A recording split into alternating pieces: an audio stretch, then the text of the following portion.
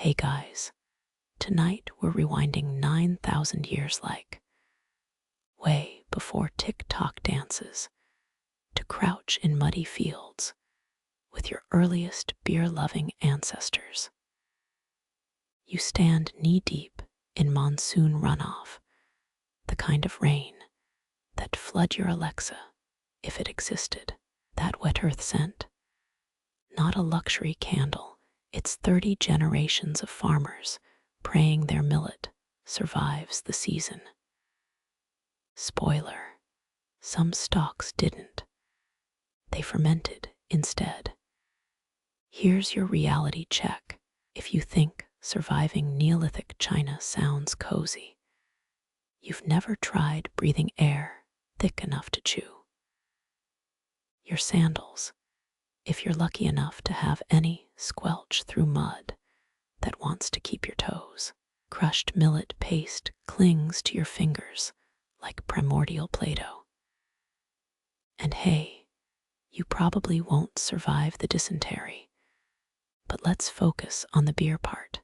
Yeah, so before you get comfortable, take a moment to like the video and subscribe, but only if you genuinely enjoy what I do here. Drop a comment with your location and local time. Tell me if it's raining where you are. Now dim the lights. Maybe turn on a fan for that soft background hum.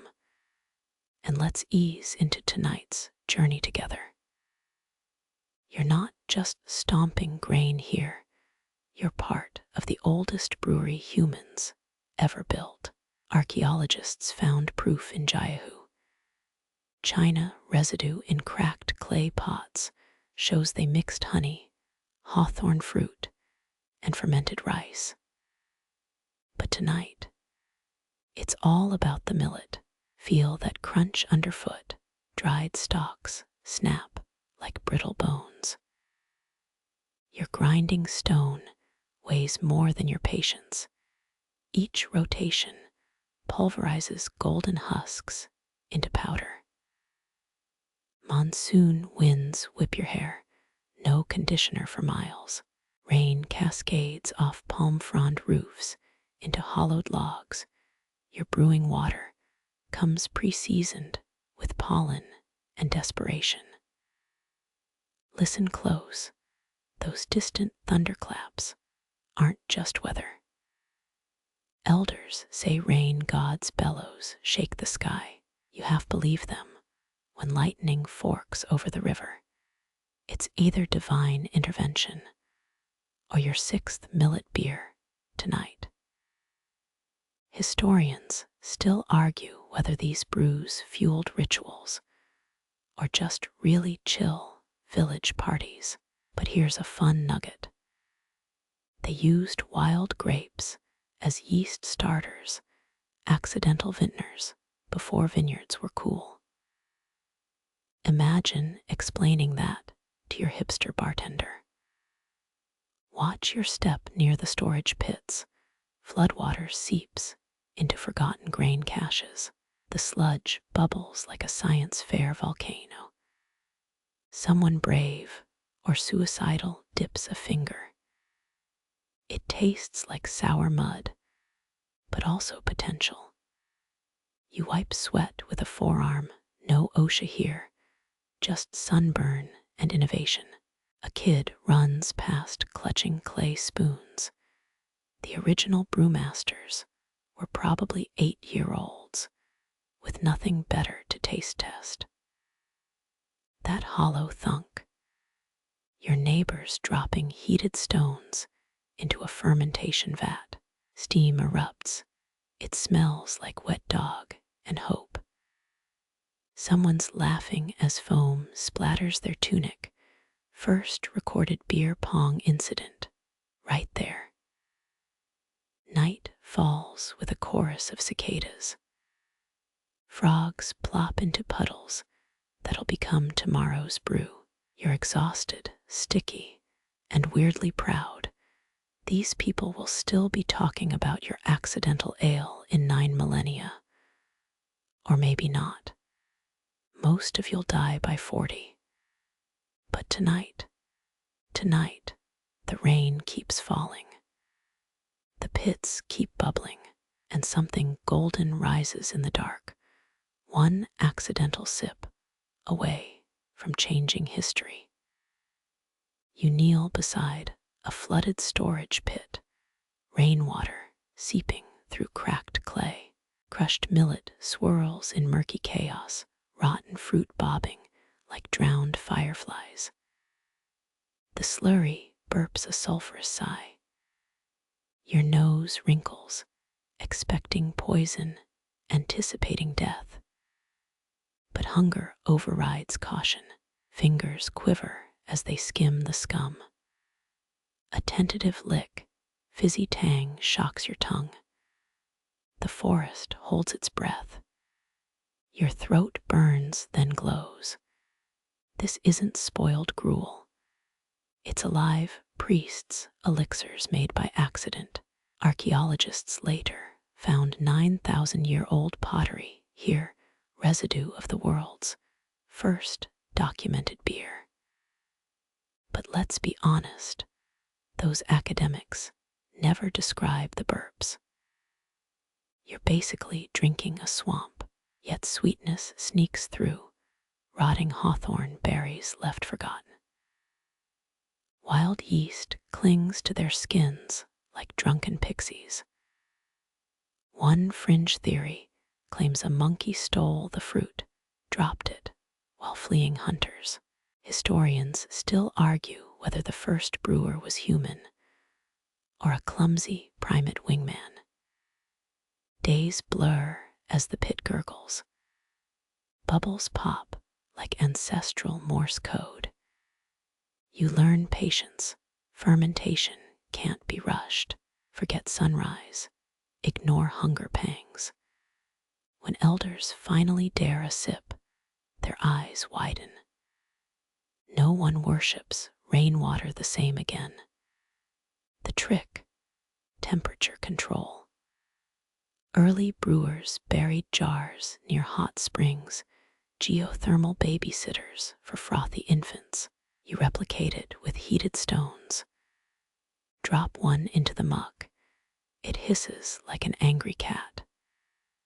Steam curls into animal shapes, a stoat, then a crane. Omens or indigestion, hard to tell. Someone dares you to chug a full gourd. Your head swims, vision blurs at the edges.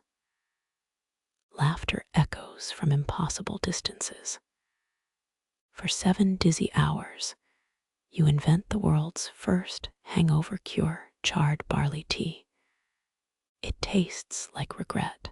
Centuries later, chemists will decode the magic, starches transforming to sugar, yeast excreting joy. But right now, it's just you, a stinking pit, and the dawning realization dinner parties just got interesting. Thunder groans like a hollow-bellied god as you wade through knee-high millet. Stalks whip your cheeks, each seed head heavy with temptation. Storm clouds bruise the horizon purple. You've got 90 breaths, maybe fewer. Harvest or drown. Millet's thin husks slice your palms, payment for rush work. Baskets fill with plump grains the color of sun-bleached bone. Lightning forks the sky, nature's flashbulb, freezing your frantic silhouette. Rain hits warm and fat, plastering hair to your skull.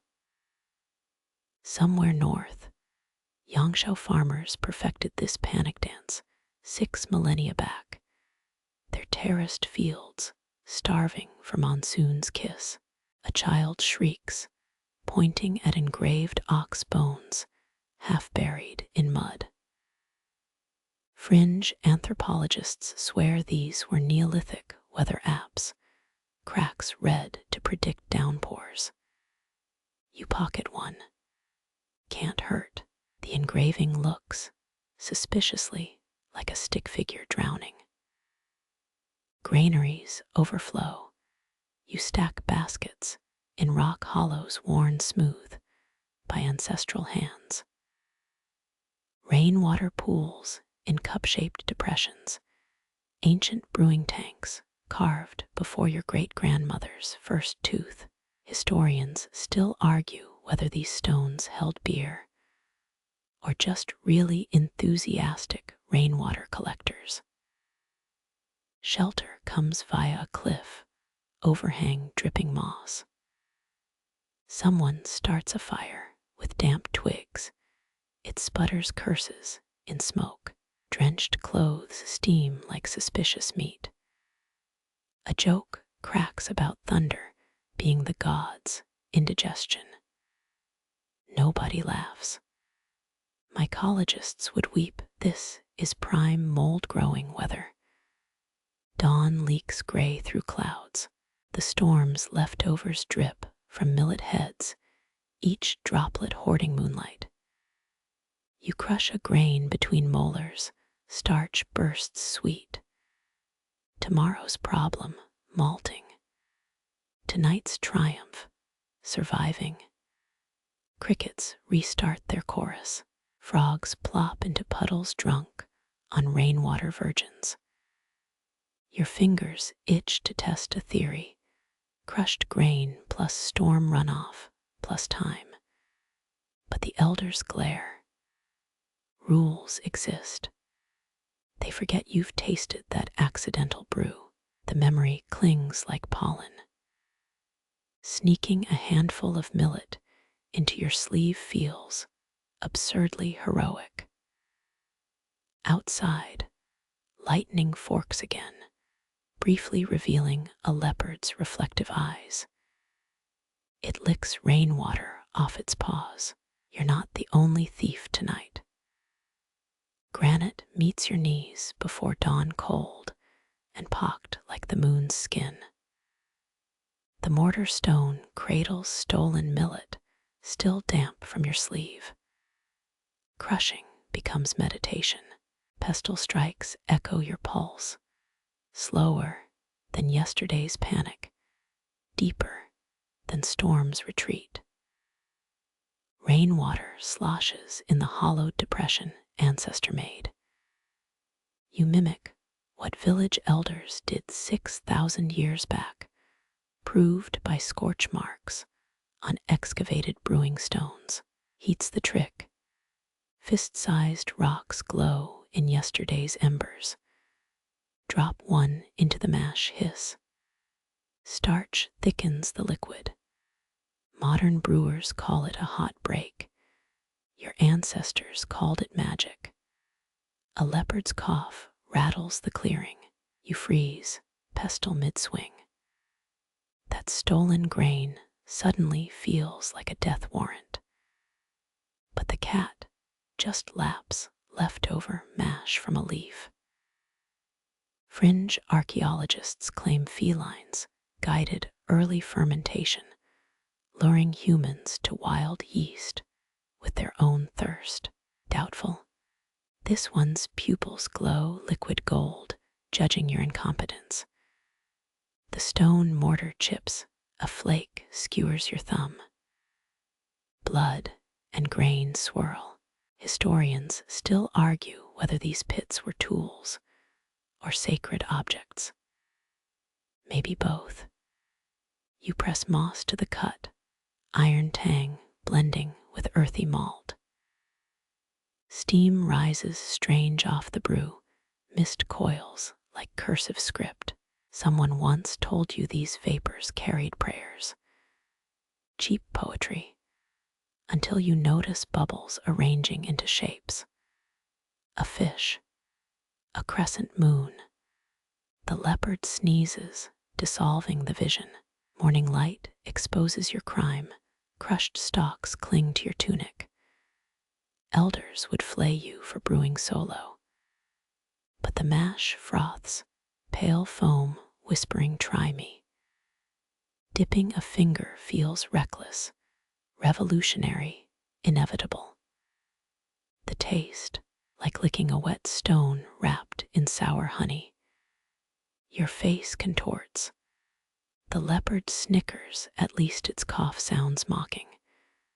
But then a warmth, a buzz in the fingertips, a need to grin at nothing. Footsteps crunch gravel. You ditch the pestle, innocence, poorly feigned. An elder scowls at the steaming stone pit.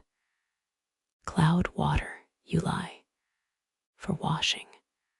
Her snort says she inhaled enough ancient brews to know better. She leaves without comment. The leopard follows her traitor. You bottle the mash in a stolen gourd, hiding it where scorpions nest. Bad idea. Absolutely. But history written by the drunkest survivors. By noon, your skull throbs. Neolithic hangover meets modern regret. The brew's gone vinegary. Still, you catch yourself eyeing storm clouds, thinking of hotter rocks, better stones. The leopard watches from a ridge pause crossed like a smug bartender. Grain dots cling to the mortar's pores, each a fossilized maybe. Tomorrow you'll try again. Tonight, you dream of granite singing in forgotten keys. Fog hugs the valley like wet wool, your breath visible even at noon.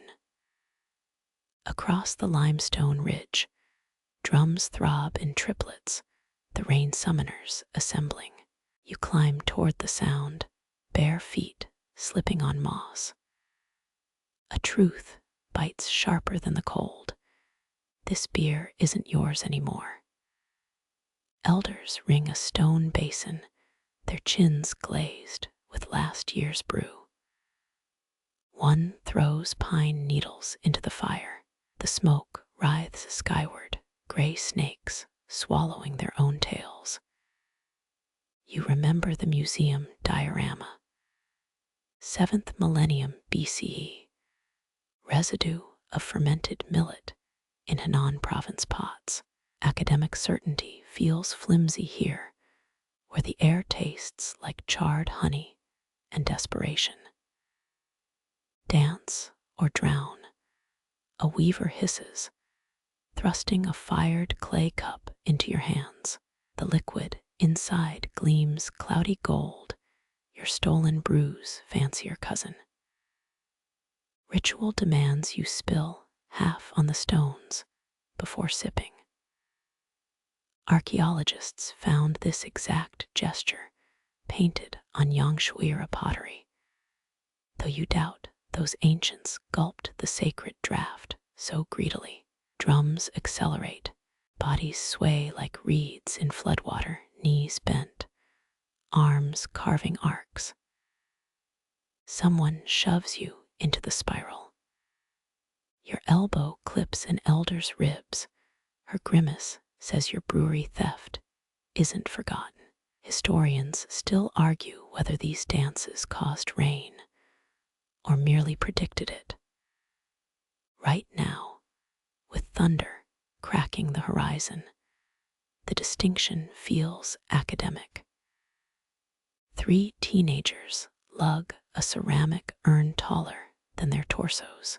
Inside sloshes this year's offering, enough beer to drown a goat. The vessel's painted with scaled creatures, part fish, part serpent. Your guidebook called them stylized dragons. Locals whisper they're axolotls, slimy deities who traded legs for brewing wisdom. You file that under unlikely but entertaining. Rain pelts your scalp as the urn is shattered against the altar. Froth explodes upward, a mushroom cloud of ancient yeast and symbolism. Laughter bubbles from the crowd. A child licks beer off a stone, their mother swats them, then does the same. The bureaucratic heart of ritual, always half theater, half theft. You're handed a bamboo straw, suck before thinking. The brew floods your sinuses, sour and floral, like roses rotting in vinegar. It's magnificent. Elders chant names your tongue can't shape, Zaiwangmu. Lei Shen. The syllables vibrate in your molars. A graduate student once told you these rituals included hallucinogenic mushrooms. Looking at the swirling clouds, you're almost disappointed they didn't. Lightning forks the sky, a radiant crack branching like mycelium. The drummers collapse mid-beat, chests heaving. Silence smothers the crowd. Even the leopard perched on a distant boulder goes statue still. Only the rain speaks now, hissing through sacred ash. Someone presses a soaked scroll into your palm. Unfurling, it reveals brewing instructions, glyphs shaped like raindrops and grain sheaves. Fringe researchers insist these aren't recipes, but star maps. You squint, maybe that squiggle is Orion's belt. Or just mold, the ink bleeds before you decide. Cold seeps into your bones. Elders retreat, carrying embers in bronze cages. You linger, staring at the shattered urn. Its ceramic shards glisten, edges softened by centuries of repetition. The brewer priestess catches your eye.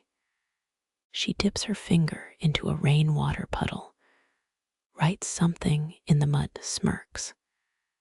By the time you reach the spot, the message has dissolved. Was it a riddle, a recipe, a grocery list? Wind snuffs the last torch. Darkness swallows the ritual grounds. Somewhere down the mountain, your hidden gourd of failed brew awaits, pathetic compared to tonight's spectacle. But as you stumble downhill, a ridiculous hope takes root. Tomorrow's batch might foam higher, might taste sharper, might make the clouds themselves kneel. The leopard shadows your descent, its eyes reflecting the storm's dying flickers. You toss your empty cup into the undergrowth. It clinks against something ceramic. Another urn, just a rock, doesn't matter. The real offering is your stubbornness, fermenting audacity into a prayer the rain can't ignore. Your fingers sink into cold clay, thick and reluctant as chilled dough. Moonlight reveals broken coils nearby, someone's failed jar abandoned mid-creation.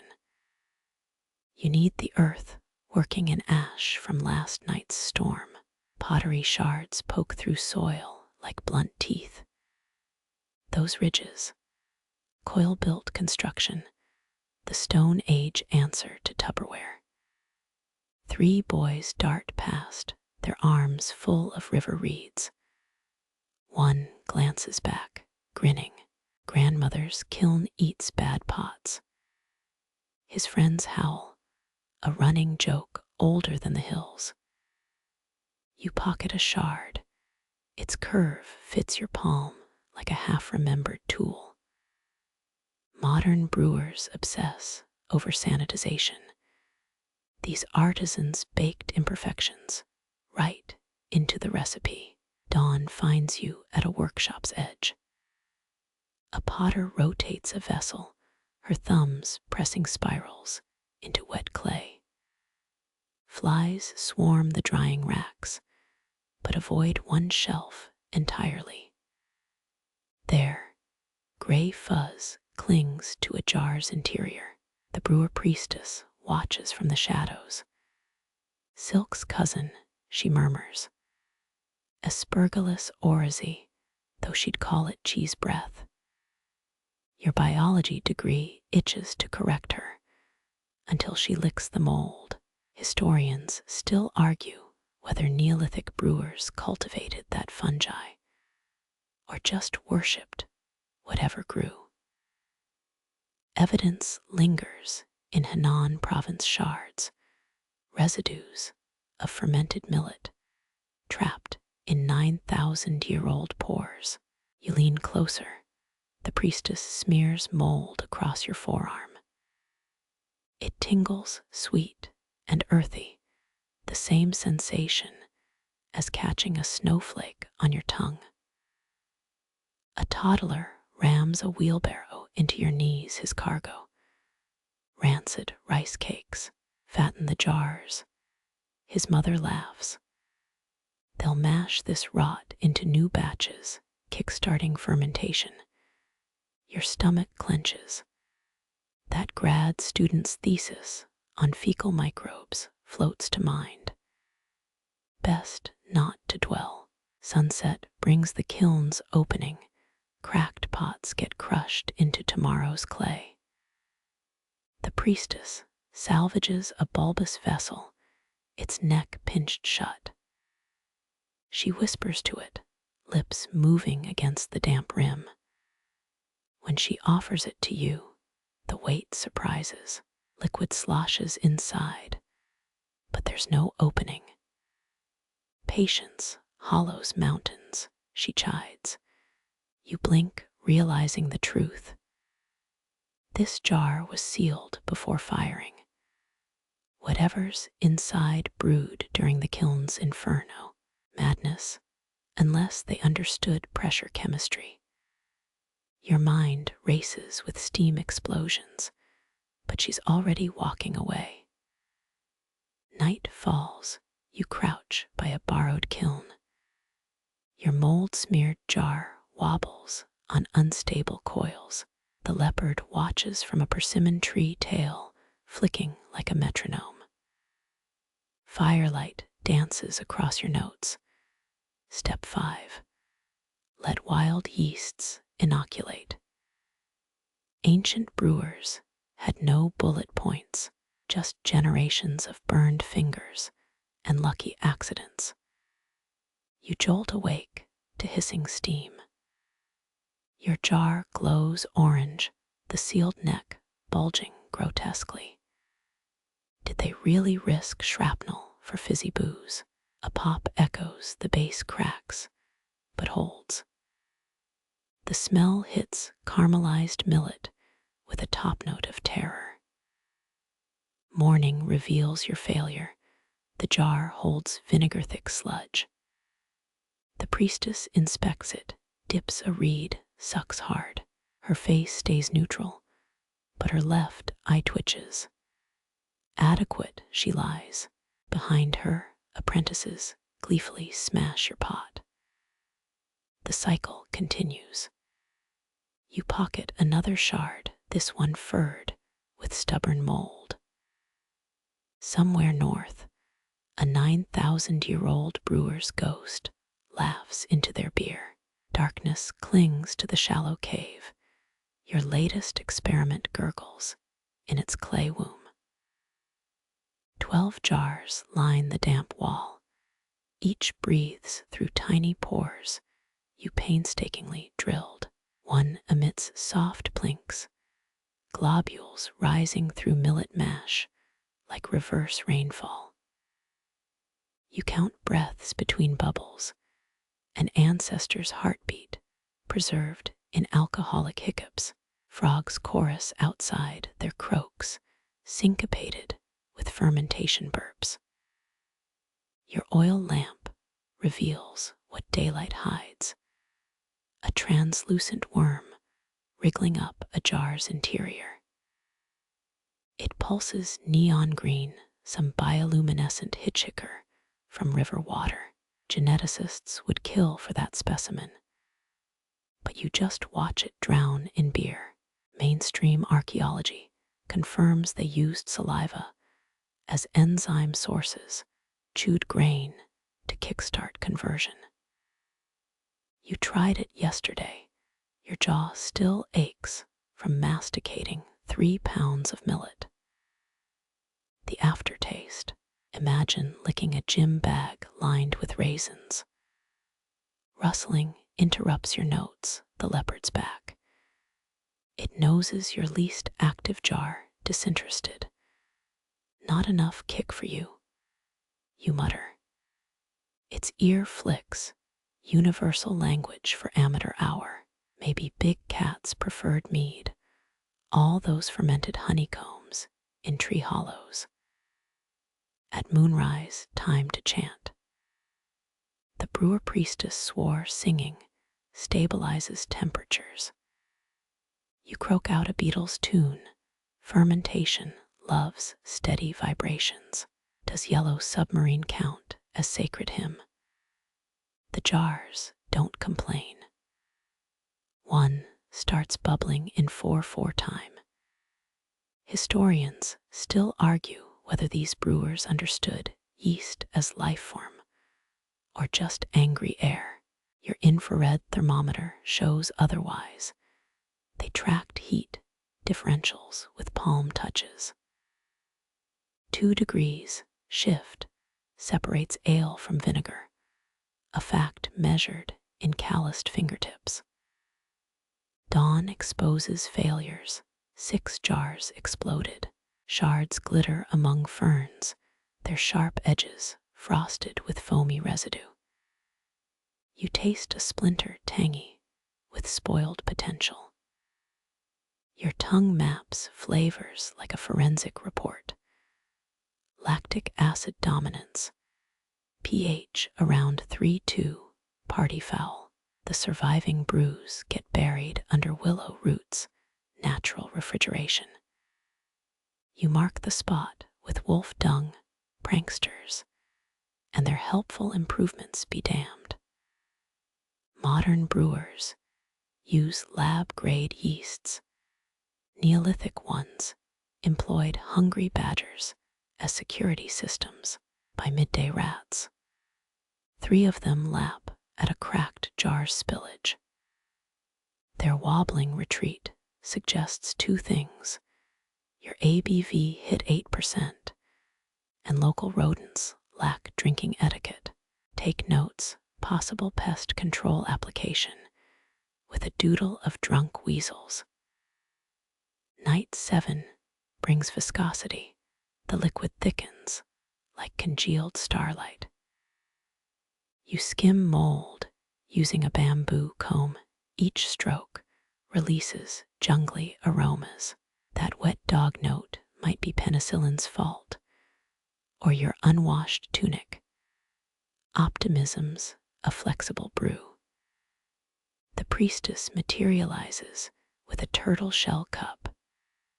First sip honors the mold, she intones. You swallow, fire floods your sinuses, ancestors high-fiving your tonsils. She reads the dregs, claims they predict autumn floods. Looks like 3 ducks having a sword fight, but who's arguing with 9 millennia of tradition. When she leaves, you spit the second mouthful into a leaf. Safety third. The leopard licks it up, stumbles into a bush. Its wasted purrs blend with cricket song, nature's first drunk dial. By week's end, 3 jars remain drinkable. You bottle them in lacquered gourds, sealed with pine resin and lies. Aged to perfection, you'll tell the village brunch crowd. Let history judge your charlatan smile. The original brewers probably faked it too. Stars blur as fermentation fatigue sets in, sleep pulls you under. Somewhere underground, yeast colonies replicate like conquering armies. They don't need your approval, just glucose and time. Your eyelids flutter open to metallic clanging. The village smith beats a bronze gong with a mallet shaped like a carp. It's time. You lug the gourds downhill, their sloshing sinks with your pulse. 27 expectant faces ring the central fire pit, each holding cups fashioned from river reeds. A toddler licks hers clean of pre-feast dust. The oldest brewer face, mapped with sake-burst veins, sniffs your offering. His nose hairs quiver like divining rods. Smells like fermented donkey, he declares. Laughter ripples, but his grin says everything. Warmth blooms in your chest, or maybe that's the 13% ABV talking. Clay jars circulate counterclockwise, the same direction monsoon winds twist through valley passes. Your brew hits lips still salty from roasted grasshoppers. Eyebrows lift, mouths purse, then shoulders drop. A woman emits a foghorn hum, approval or indigestion. You pretend it's praise. Mainstream texts insist these gatherings welded clans together, communal intoxication as social glue. You see it firsthand. A fish dyer arm wrestles a hemp weaver, their free hands clasped over a shared cup. Betrothal contracts get drafted in sloshed giggles. An elder teaches teens how to vomit discreetly into ferns, true cultural transmission. Moonlight glints off a runaway gourd. It rolls toward the fire. 3 men dive. Heroic save turns to sticky disaster. Brew soaks into loincloths. They wear the stains like medals. Someone yodels a drinking song. Half the verse involves armpit farts. Historians still argue whether these feasts were sacred rituals or just humanity's first tailgate parties. Your head swims, flames blur into golden halos. That fermented donkey now tastes like liquid amber, honeyed smoke with a loamy finish. Or maybe you're just drunk. A stranger presses a fig into your palm. It's stuffed with fermented caterpillars. You eat it. Protocol demands reciprocity. Across the fire, a potter demonstrates proper vessel kissing technique. Angle the rim northwest. He slurs, honors the mountain gods. His apprentice tries it. Ale drips down his chin. The crowd roars. No one mentions his hands are still caked with yak dung.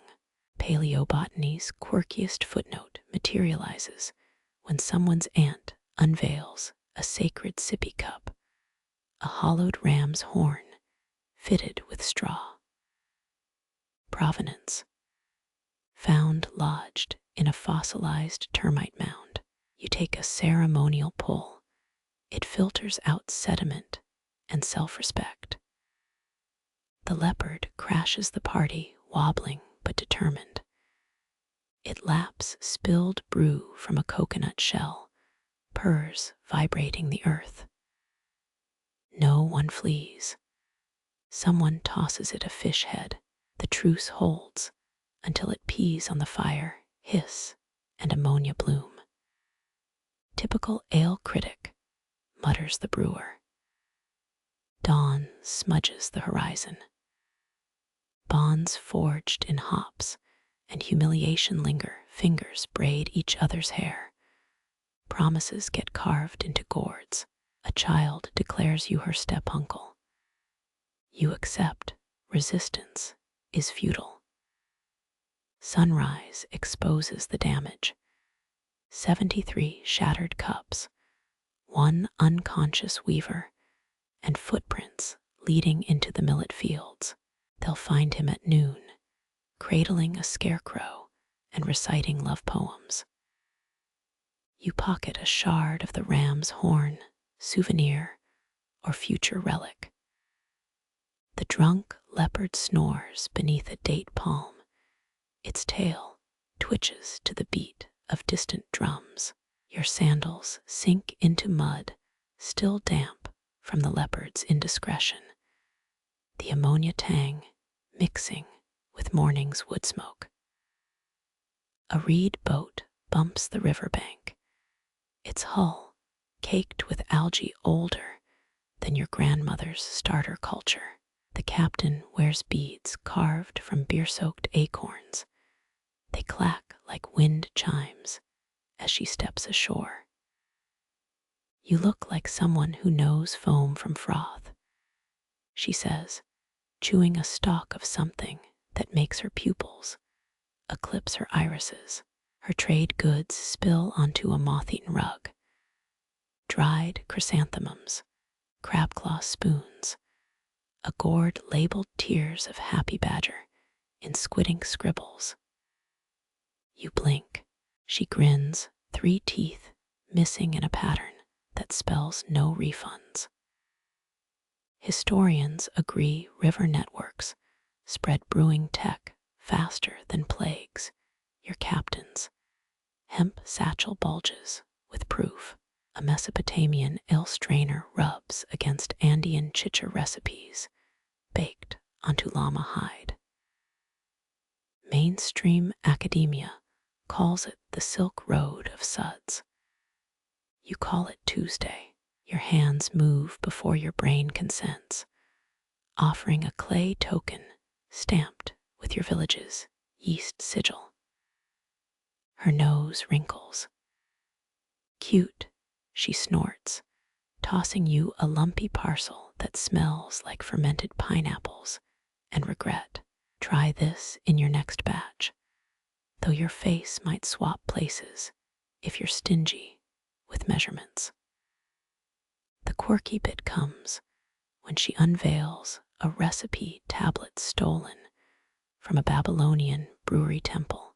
Glyphs show priests adding honey, and quite clearly ground pigeon eyelids to their sacred brew. You don't ask. She doesn't explain. The river gurgles in lieu of commentary. Debates bubble up when she mentions southern tribes using psychoactive lotus roots. Scholars hem and haw. Was it flavor or visions they craved? She winks. Ever licked a fermented toad? Answers come quick. You pocket the root tomorrow's problem. A gaggle of apprentices materialize, barefoot and wide-eyed. They barter millet biscuits for sips of your trade ale. One boy's spit take suggests your happy badger experiment needs work.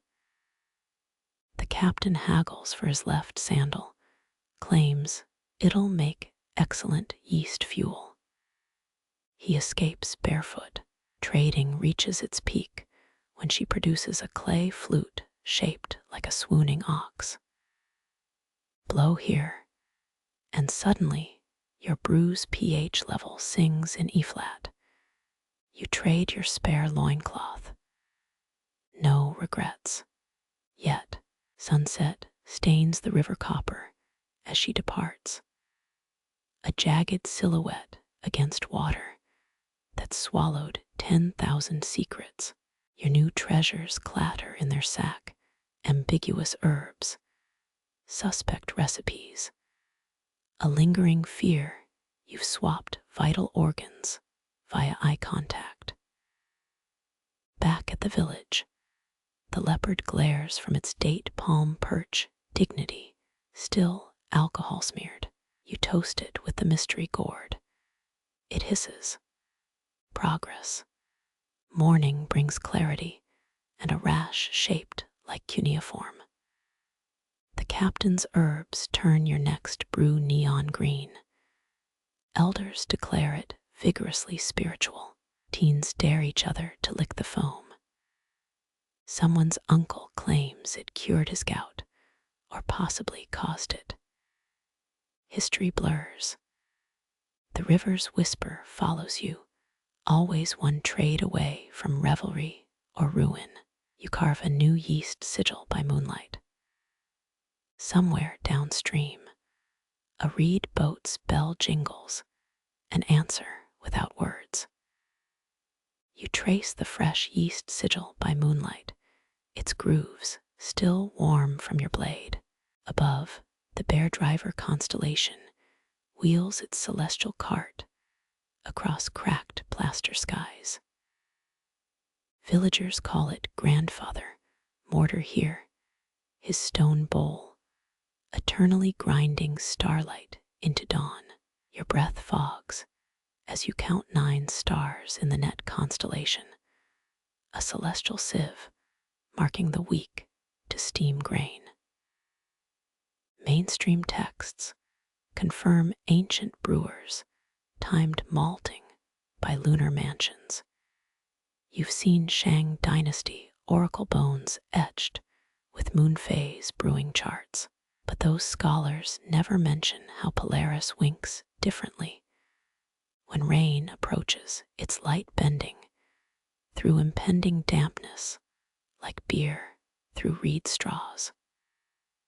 The quirky truth, every brewer here swears the jade rabbit constellations ears twitch during ideal fermentation windows. You squint. Maybe it's just the mushroom tea from dinner. Or maybe those 3 pinprick stars really do shift position when vats need stirring.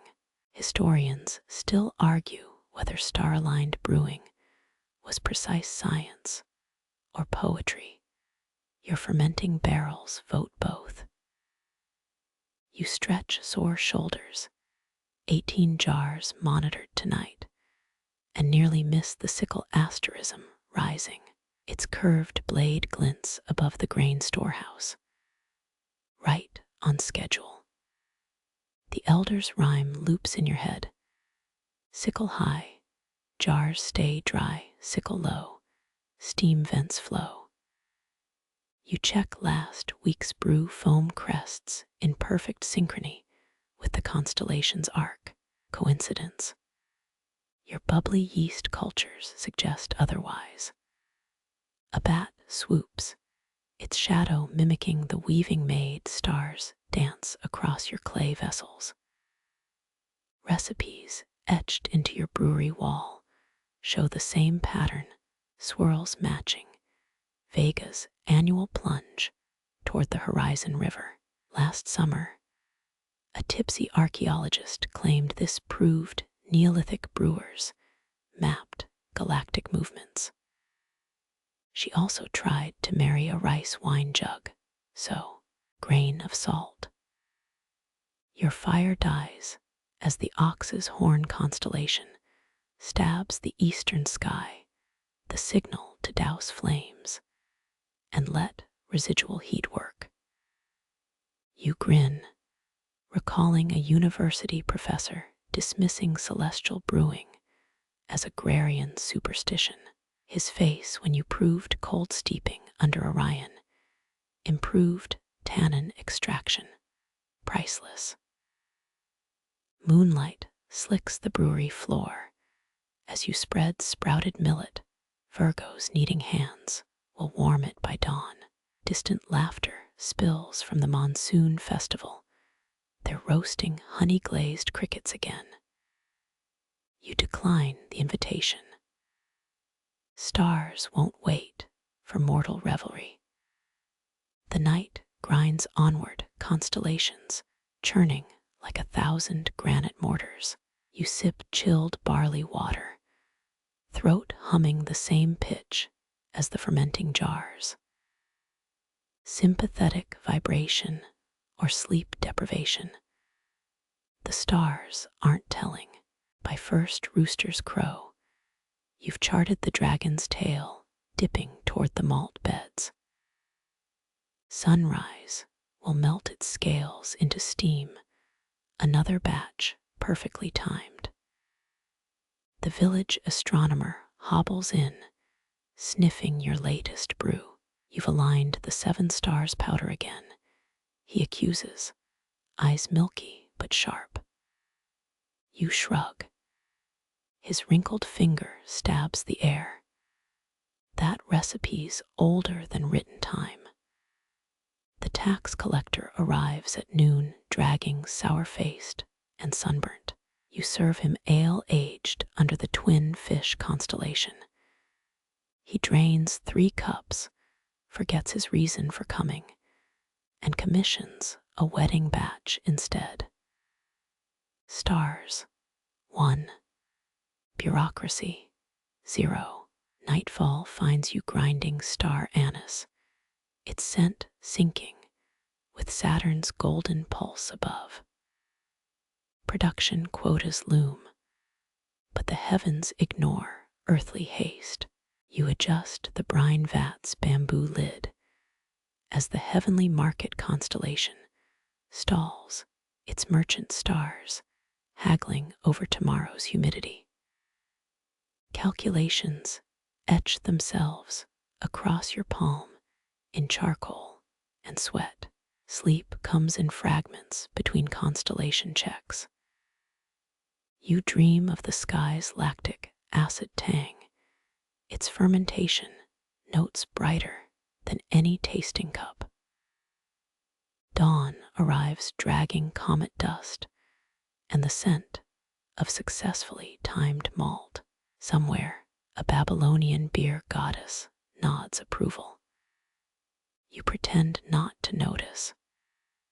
You stir from star-scattered dreams to sticky palms clapping, small fists beating time against monsoon humidity. Village children circle your malt house, their rhyme older than the bricks. Rains drum, grains hum, 7 sips till harvest comes. Their bare feet slap puddled earth in perfect ill-fermenting cadence. One girl drags a reed through mud, her squiggles mirroring the curlicue sprouts painted on your fermentation jars. Historians love debating whether these songs served as practical crop calendars, their beats matching millet's growth cycle. You've seen toddlers who can't count past 5 recite every planting window from spring equinox to first frost. Coincidence? Try surviving a harvest without those jingles. The quirky bit: old Liu swears singing the leaky jar rhyme backwards summons thunderstorms. Last summer, 6 kids tried it during drought. The resulting downpour flooded 3 granaries. You still find fish scales in your oldest brew vat. A boy offers you a clay whistle shaped like a sprouting seed. Blowing, it produces a sound between a boiling kettle and a disgruntled goose. It calls the rainworms. He insists. You pocket it anyway, better than your landlord's rent reminders. Their circle tightens as the rhyme deepens. Pound twice, stir thrice, ancestors' breath turns water nice. You recognize the hand gestures, identical to those in your great-grandfather's brewing manual. Archaeologists found similar motifs on Neolithic pottery. Proof: the old ones taught chemistry through nursery games. Mothers arrive, scolding about mud-stained tunics. The children scatter, but their song lingers like yeast in wood grain. You hum the tune while rinsing barley, noting how the melody's pauses align with resting the mash. Modern musicologists dissect these rhythms as early combinatorial calculus. You call it surviving grandma's wooden spoon during lazy stirring. Dusk brings adolescent giggles from the levee. Teenagers rework brewing rhymes into love ditties. Your smile's malt, my heart's fault, ferment me with a barley vault. Cringe: absolutely effective. Old widow Pan married 3 husbands using similar lyrics. Through your open window, FL, O a T, Chinese letter snippets of the great rhyme debate. Whether the Hengshui melody's drone represents falling rain or sprout roots, thesis papers have crumbled over less. You settle it by sloshing a water jug, the resulting glug-glug earning applause from passing shepherds. Midnight finds you etching tomorrow's tasks into bamboo slips, each character curved like a child's humming mouth. The village's last surviving pre-chin song scroll crumbles in the temple vault, its lyrics now preserved in playground chants and the slap of wet feet racing home. Your candle dies as the first rooster yawns. Somewhere, a sleepless toddler mutters grain names into their pillow, each syllable a seed planted deep. Heat shimmers twist the horizon like drunk cobras, the monsoon's ghost laughing through cracked riverbeds. You kneel where the Wei River once slurped at its banks, now just dust-veined clay gasping skyward. That sacred pooling stone, dry as your landlord's wit. Even the leeches have packed up, a jug cracks in your grip, last week's failed batch crumbling to grit. 5 years ago, this valley gurgled with so many brews that fishermen swore carp grew hops in their gills. Now, you trade pottery shards for spit-dampened millet, mainstream history's favorite drought fact. The Yushui Jinian tablets record brewers boiling shoe leather when grain vanished circa 1900 BCE. Tastes like victory, if victory were chewy and vaguely fungal. Old Liu's gone full oracle, burying jars upside down to catch mirror rain from the underworld. You humor him until dawn reveals 7 vessels filled with brackish sludge. It bubbles. You sip. 3 heartbeats later, a primal sprint to the latrine ditch. Turns out horizon mirages aren't the only things that lie. Hawks pick at fish skeletons in the abandoned irrigation canals. Someone's hauled a rain altar into town, its carvings worn smooth by desperate fingers. The high priestess demands 30 jars for her cloud dance. You counteroffer 2 and a moldy fermentation blanket. Haggle like the Nile's drained, right? You catch kids licking dew off reed mats, their throats too parched for the rain-summoning rhymes. Their newest chant rasps. Lips cracked, jars sacked, sky's vault stays locked. Archaeologists will later find these lyrics scratched into drought-era cooking pots, poetry etched by fingernails, that quirky tidbit future TikTokers will meme. Villagers brewed shadow ale using grain stored in borrowed tombs. Turns out corpse chill slows fermentation. The afterlife's first review, earthy notes with a lingering spectral aftertaste, 2 ancestral stars. Your remaining yeast starter smells like regret and old socks. A traveler barters wrinkled apricots for a sip, their sugars kickstarting 3 precious bubbles. You name the batch desperation's bastard child. It sells faster than moral integrity. Historians still argue whether the drought stemmed from deforestation or celestial anger. You've got simpler concerns, like water thievery, caught a tax collector siphoning your last storage pit.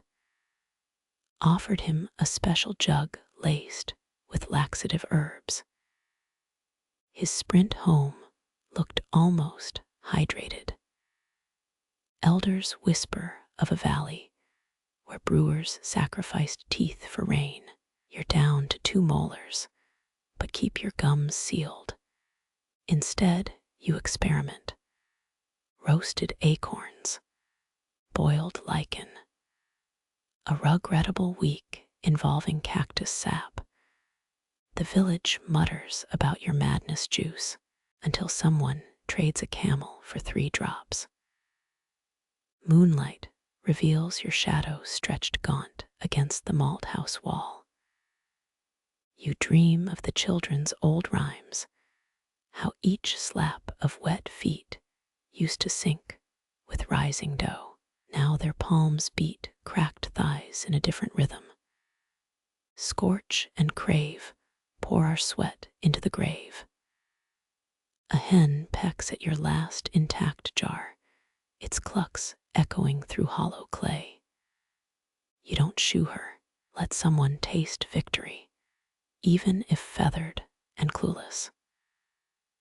Dawn's first light glints off something buried in the creek, a dented ritual cauldron crusted with ancient residue.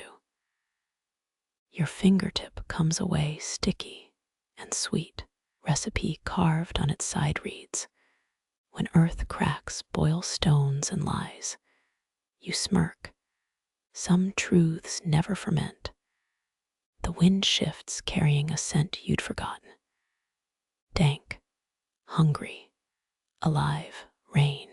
Rain hits your tongue like a thief stealing confession, sweet and urgent and flecked with grit. You're ankle deep in mud that clings like jealous lovers, watching brown puddles swallow the last 5 years of dust. That fig tree by the malt pit, it's dropping fruit like overripe grenades. One splats onto your forgotten grain stores, pulpy betrayal mixing with drought-rotten millet. You almost kick the mess. Almost, but there's a whisper in the muck, tiny bubbles winking through ruptured skins. Your nose wrinkles at the tang. Not the usual toe-curling stench of failed ferments. This smells sharp, alive. Mainstream sources will later pinpoint wild yeast on Neolithic fruit skins as fermentation's accidental matchmaker. But right now, it's just you and a fly-blown slurry that might either revive your brewery or kill your neighbors. You stir the gloop with a fire-hardened stick. The mixture clings to the wood, veining it with white filaments like rootless lightning. A rat scampers through the puddle, its damp tail flicking droplets into the brew. Future archaeologists will find rodent bones in similar pits, debating whether they were pests or flavor enhancers. Spoiler, they were pests. 3 days fermenting under a patched reed mat. The smell evolves from questionable to legally actionable. Villagers sniff the air as they pass, some gagging, others lingering like hungry ghosts. You ladle a dribble onto your wrist. The taste, tartness slaps your tongue, then unfolds into something earthy and bright. Your lungs hitch. This isn't beer. This is rebellion in liquid form. A passing trader swaps a bronze needle for 2 sips. His eyes widen, foam clings to his mustache. Tastes like summer lightning, he rasps. By dusk, a line coils around your hut.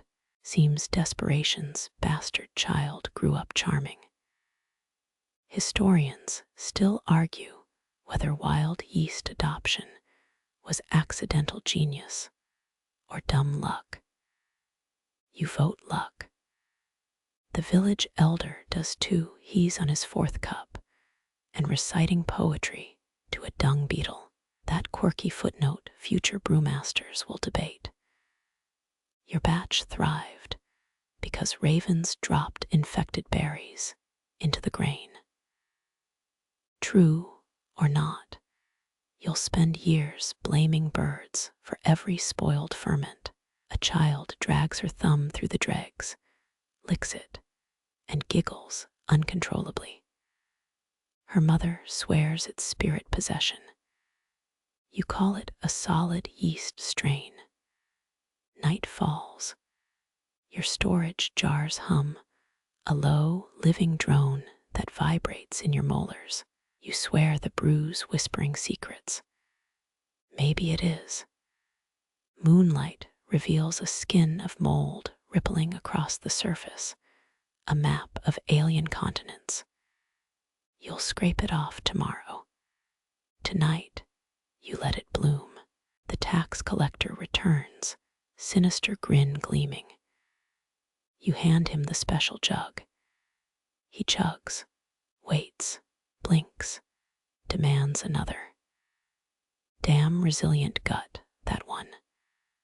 Dawn exposes the truth, palm-sized fruit flies floating in every vessel. You fish them out with ritual tweezers. Tourists in 3023 CE will call this authentic Neolithic texture. For now, it's just breakfast for the chickens. By noon, the entire village sways, a tipsy ballet of stumbled chores and slurred ballads. The blacksmith forges a crooked plow. The midwife sings lullabies to a jug. You lean against the fig tree, nursing a headache and a revelation. Sometimes survival tastes tart. Sometimes it dances. A raven caws overhead, its shadow circling like a vulture. You raise your cup in toast. The bird swoops, snatches a fig, and soars eastward.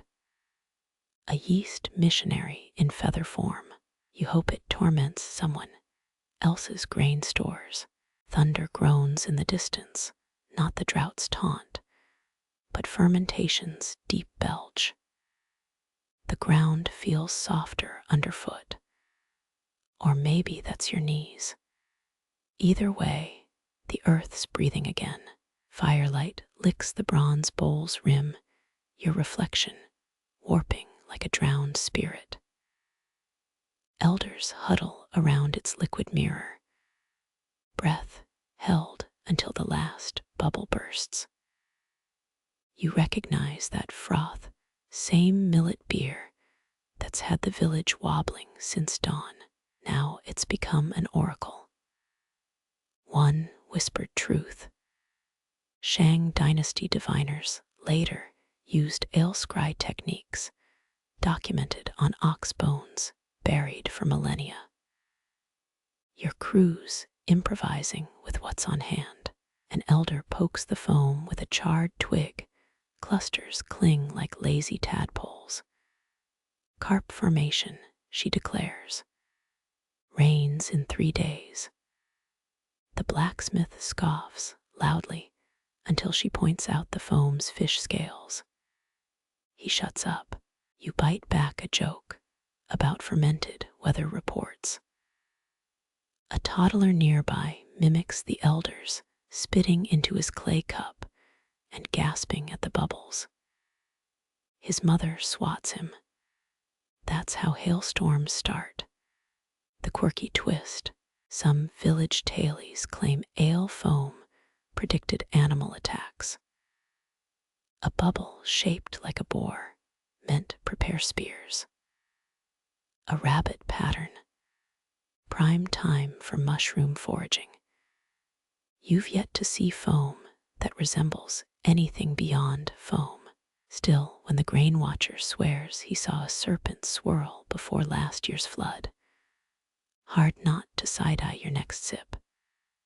2 elders start bickering over a bubble cluster. Clearly a silted river.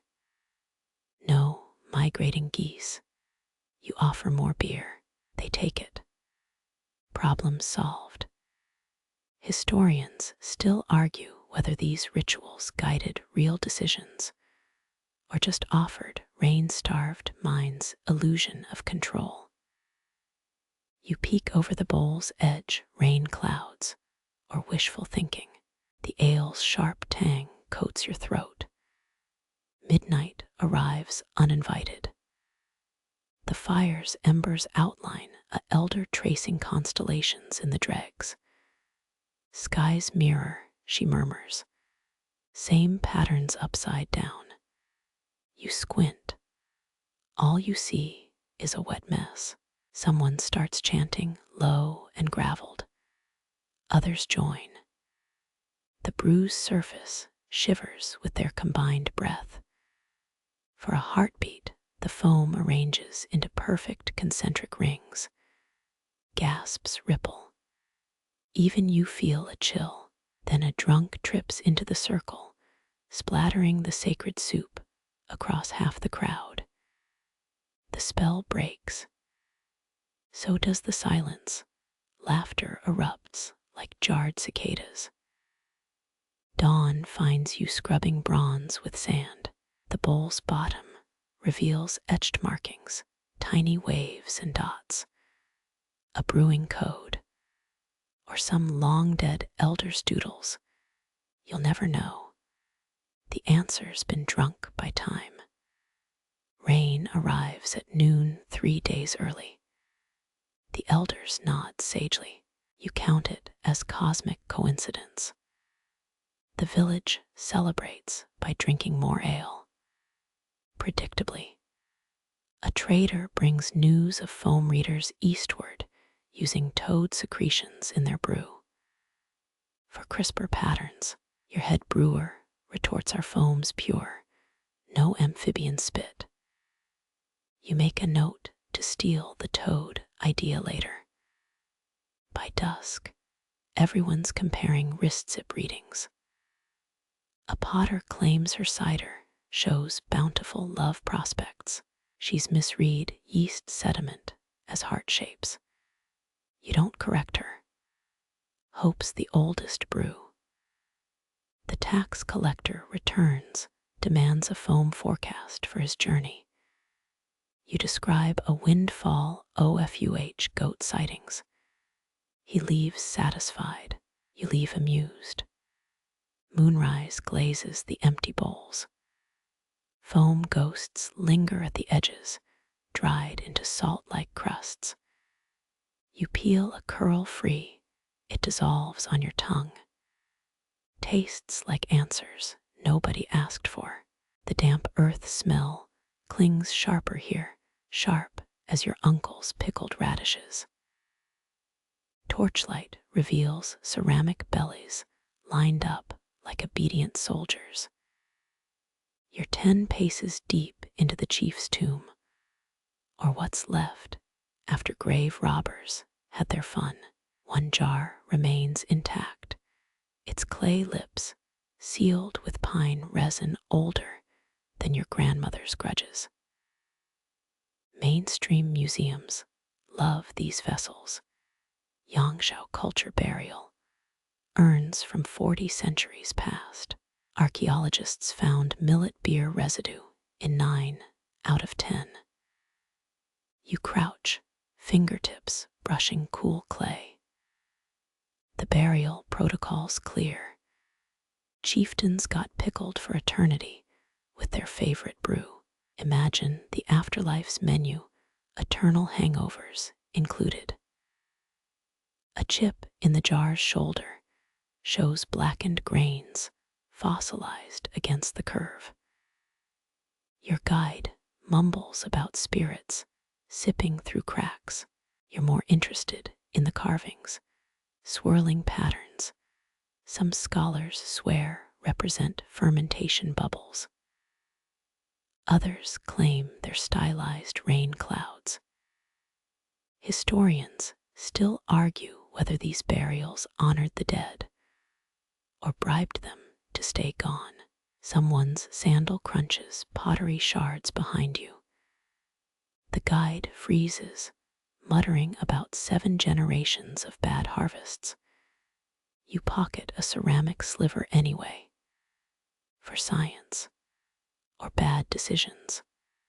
The quirky bit, local lore claims uncorking these jars summons their original drinker's shadow.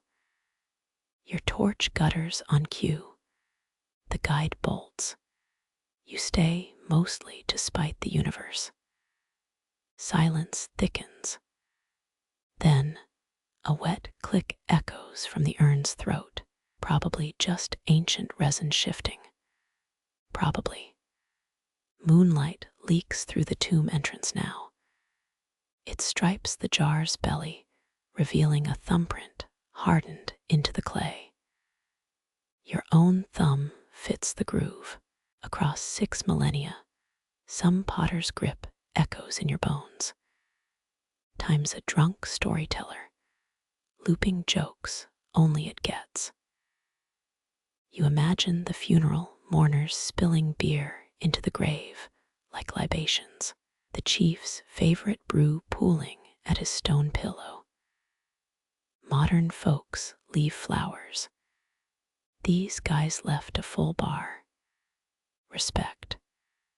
The resin seal cracks under your blade, a sound like breaking chicken bones. Air hisses inward, scent of soured grain and wet limestone. Peer inside. The sludge at the bottom glints under moonlight. Not unlike your last apartment's fridge experiment.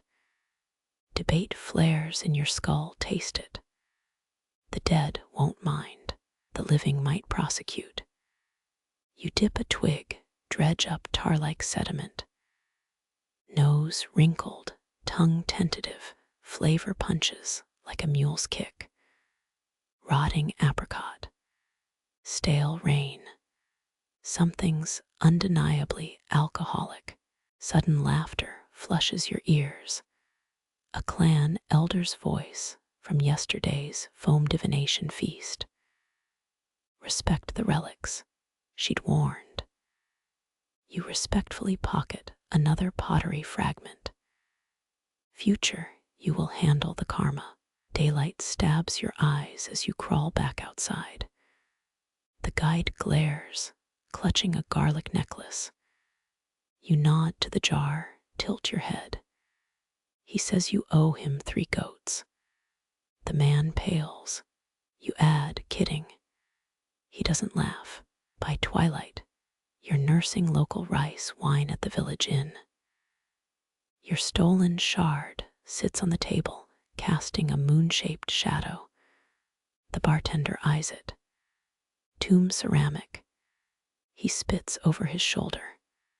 They don't wash out. Ghosts stick to the glaze. You order another round, half expecting the cup to refill itself. It doesn't. The dead might be drinkers, but they're lousy bartenders. Villagers swap tailies of excavation teams plagued by nightmares, urns whispering in dead dialects. You'll sleep fine. Probably. The real horrors explaining the pottery shard to customs. Dawn finds you resealing the jar with modern epoxy. The guide won't return. He's busy sacrificing a chicken uphill. Resin oozes slower than guilt. Your twitchy flashlight beam catches the jar's reflection in a puddle.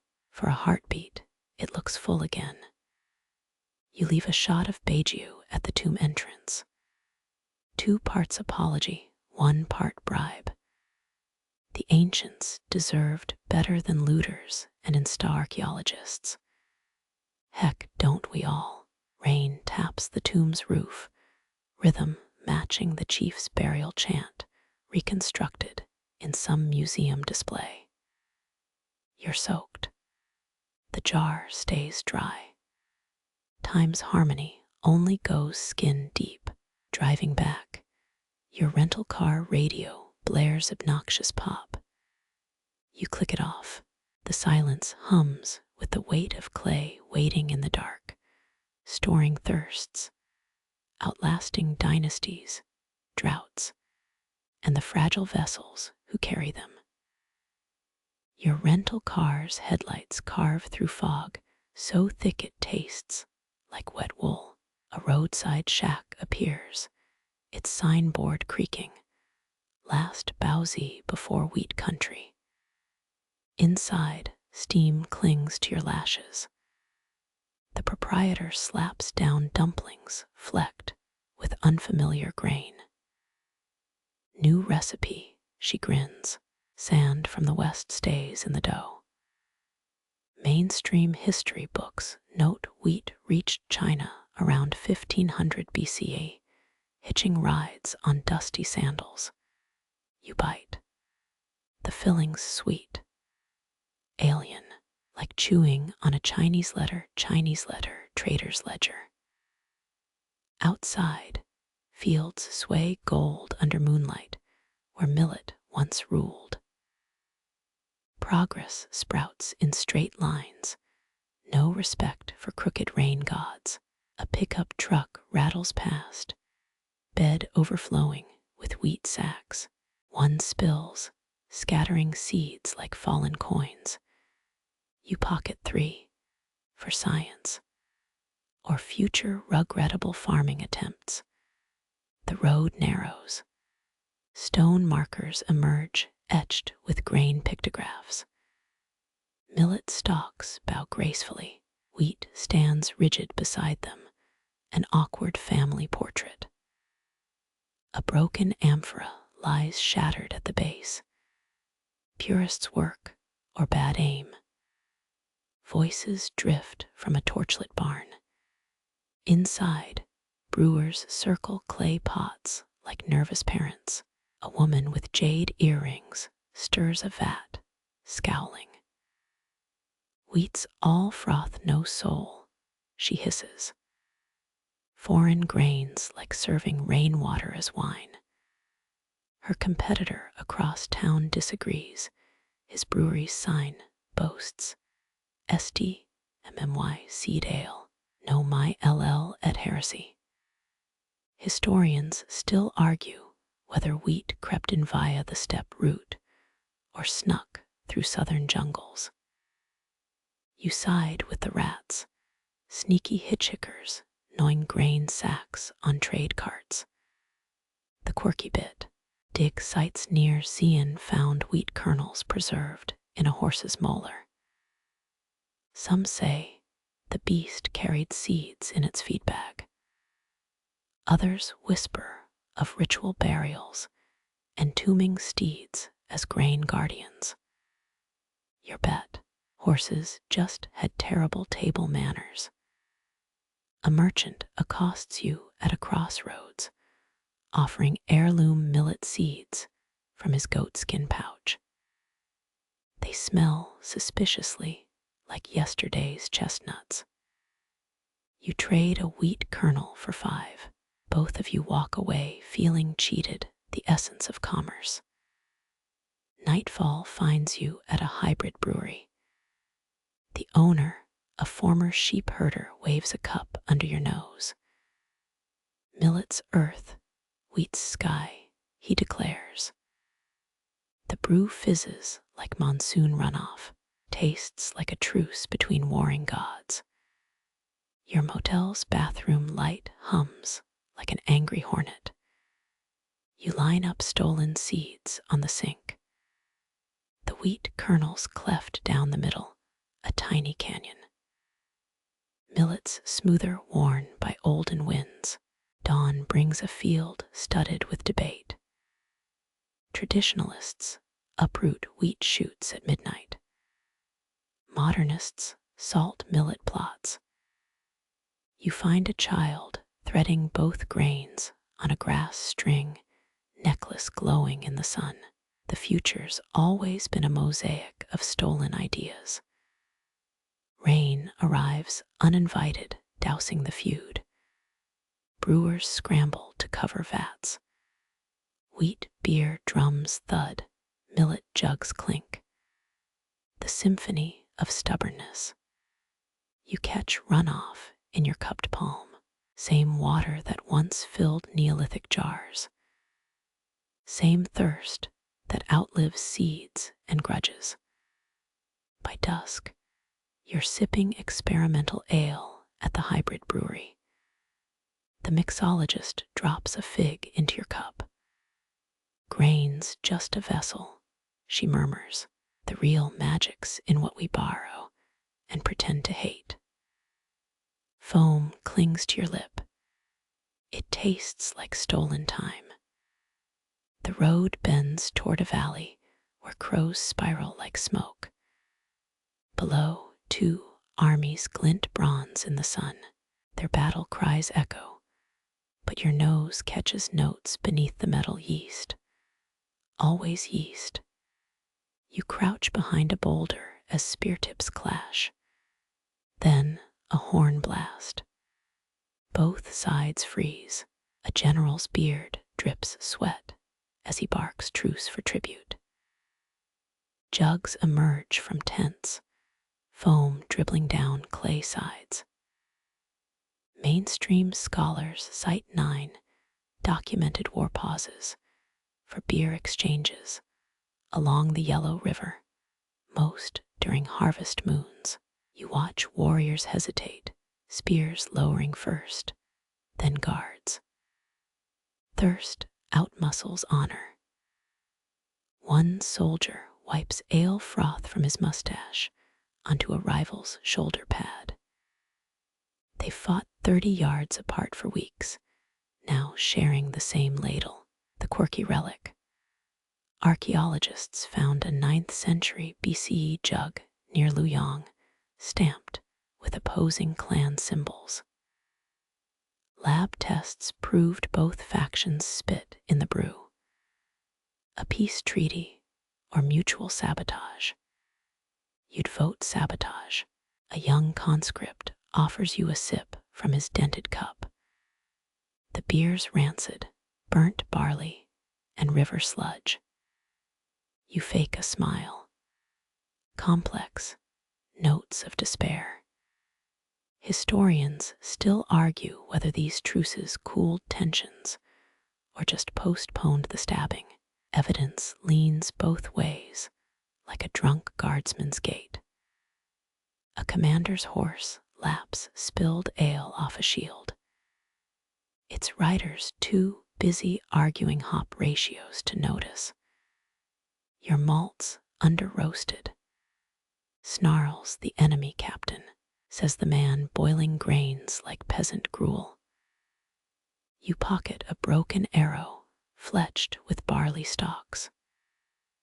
Souvenir or future kindling depends how tonight's diplomacy goes. Dusk softens the campfires into amber smudges. Warriors trade insults like recipes now. Your mother ferments weaker than piss. At least my father's mash doesn't reek of cowardice. A jug gets passed hand to enemy hand, frothy handshakes in liquid form. The drink's name translates roughly to foam over blood. Marketing needs work. Suddenly, a belch ruptures the truce. Laughter follows. Then another belch.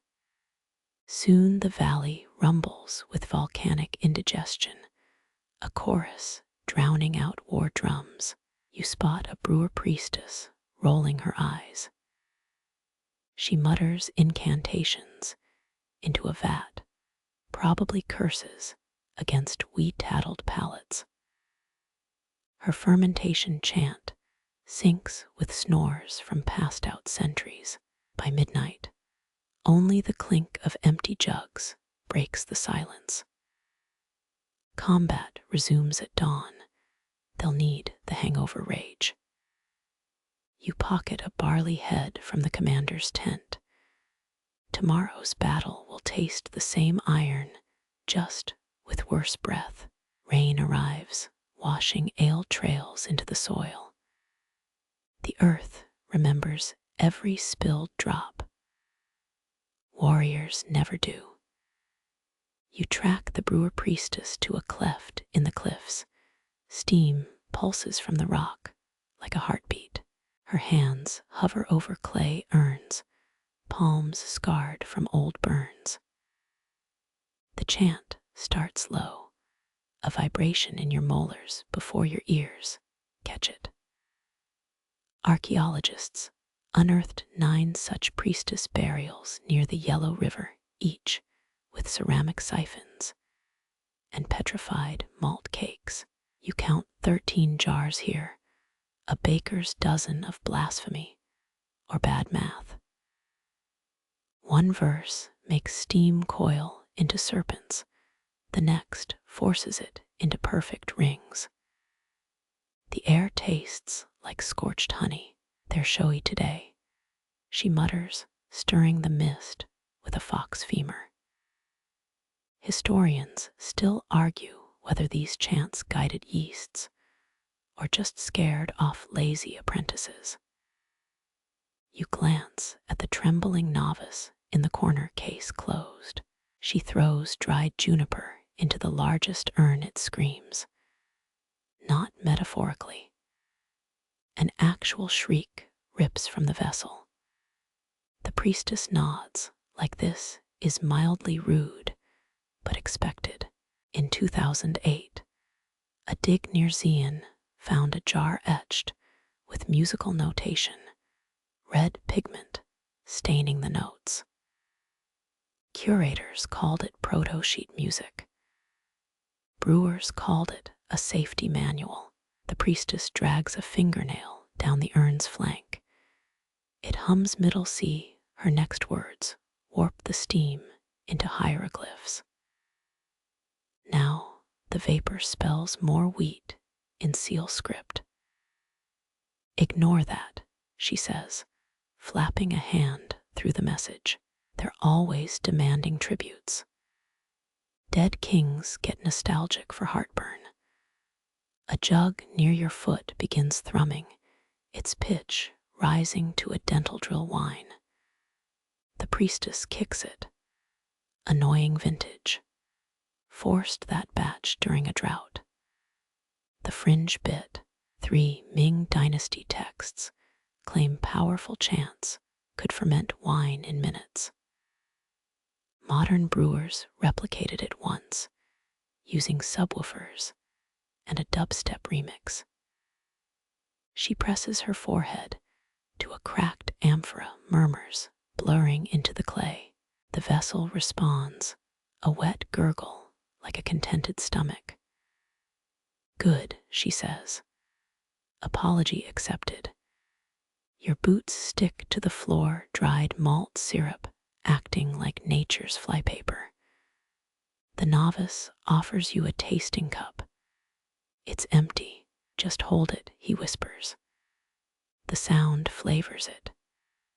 By dawn, the steam settles into lazy spirals, the priestess's voice, now a hoarse rasp.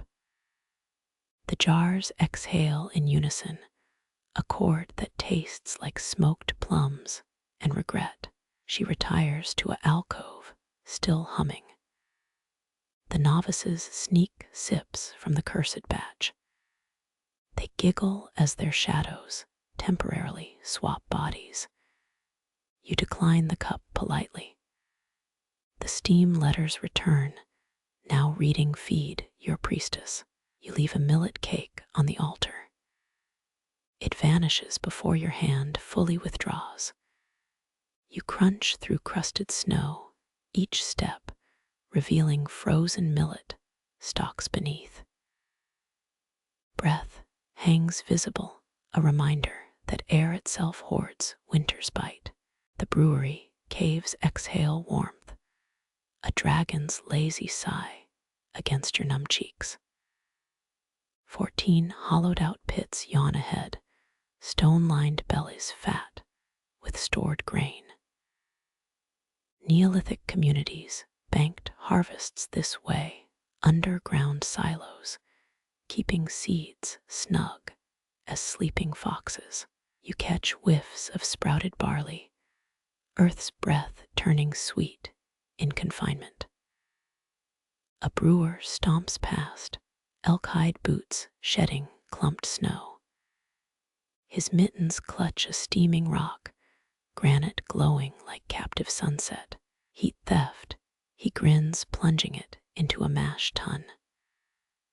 The liquid seethes, angry bubbles chasing stolen warmth.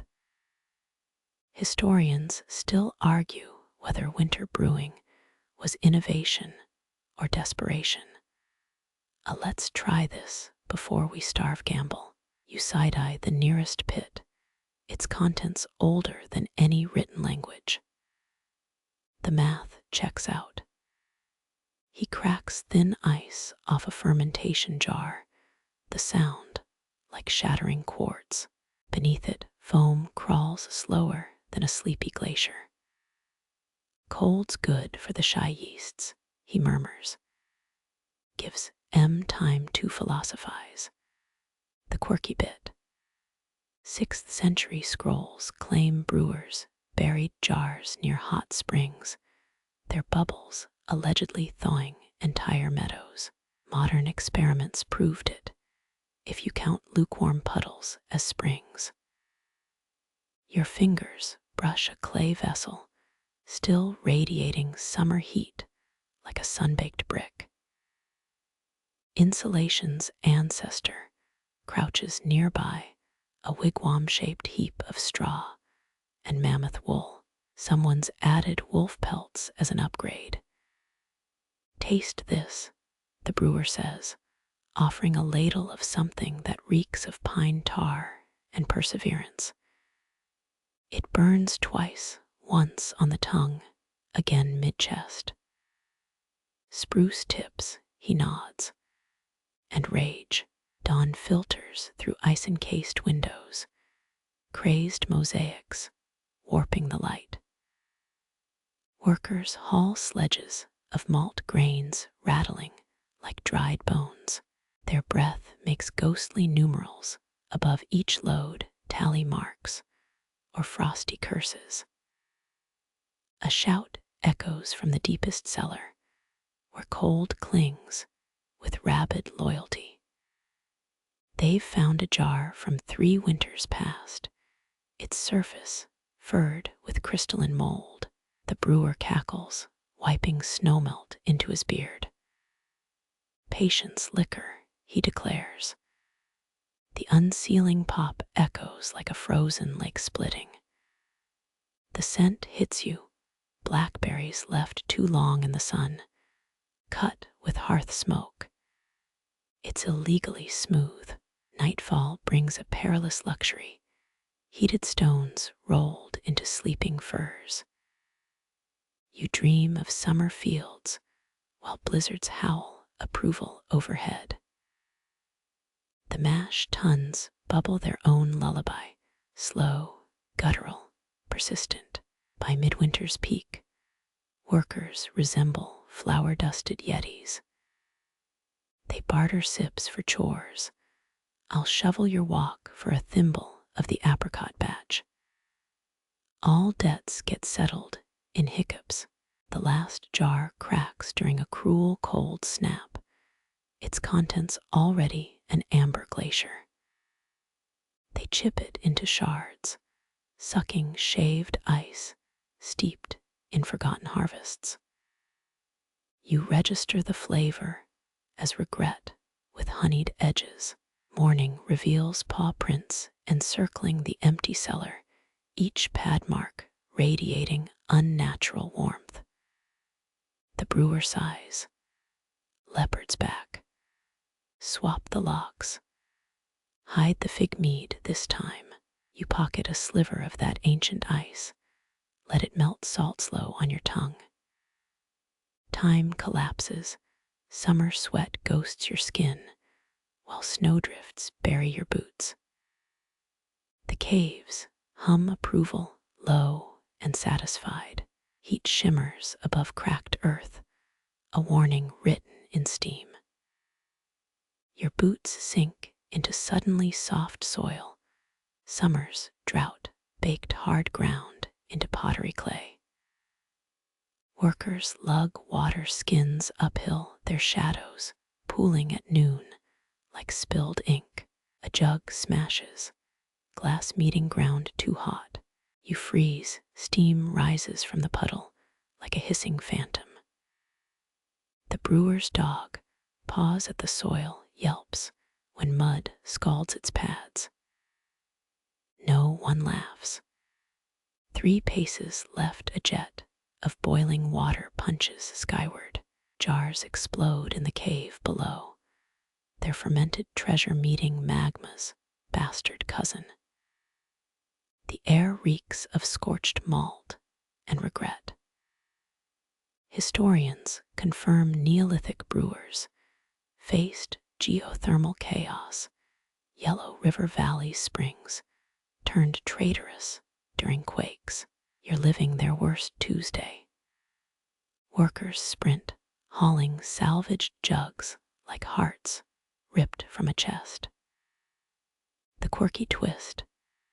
6th century scrolls blame underground dragon kitchens, angry serpents boiling stews until pots burst. Modern geologists smirk until their instruments melt in the steam. Grab the roasting racks. Someone howls, voice cracking like dry kindling. You wrestle charred grain from a collapsed shelf, its edges blackened like cursed licorice. The brewer tosses a handful into his mouth. Chews, grins. Smoke-kissed, he declares, as geysers vomit hell's broth behind him.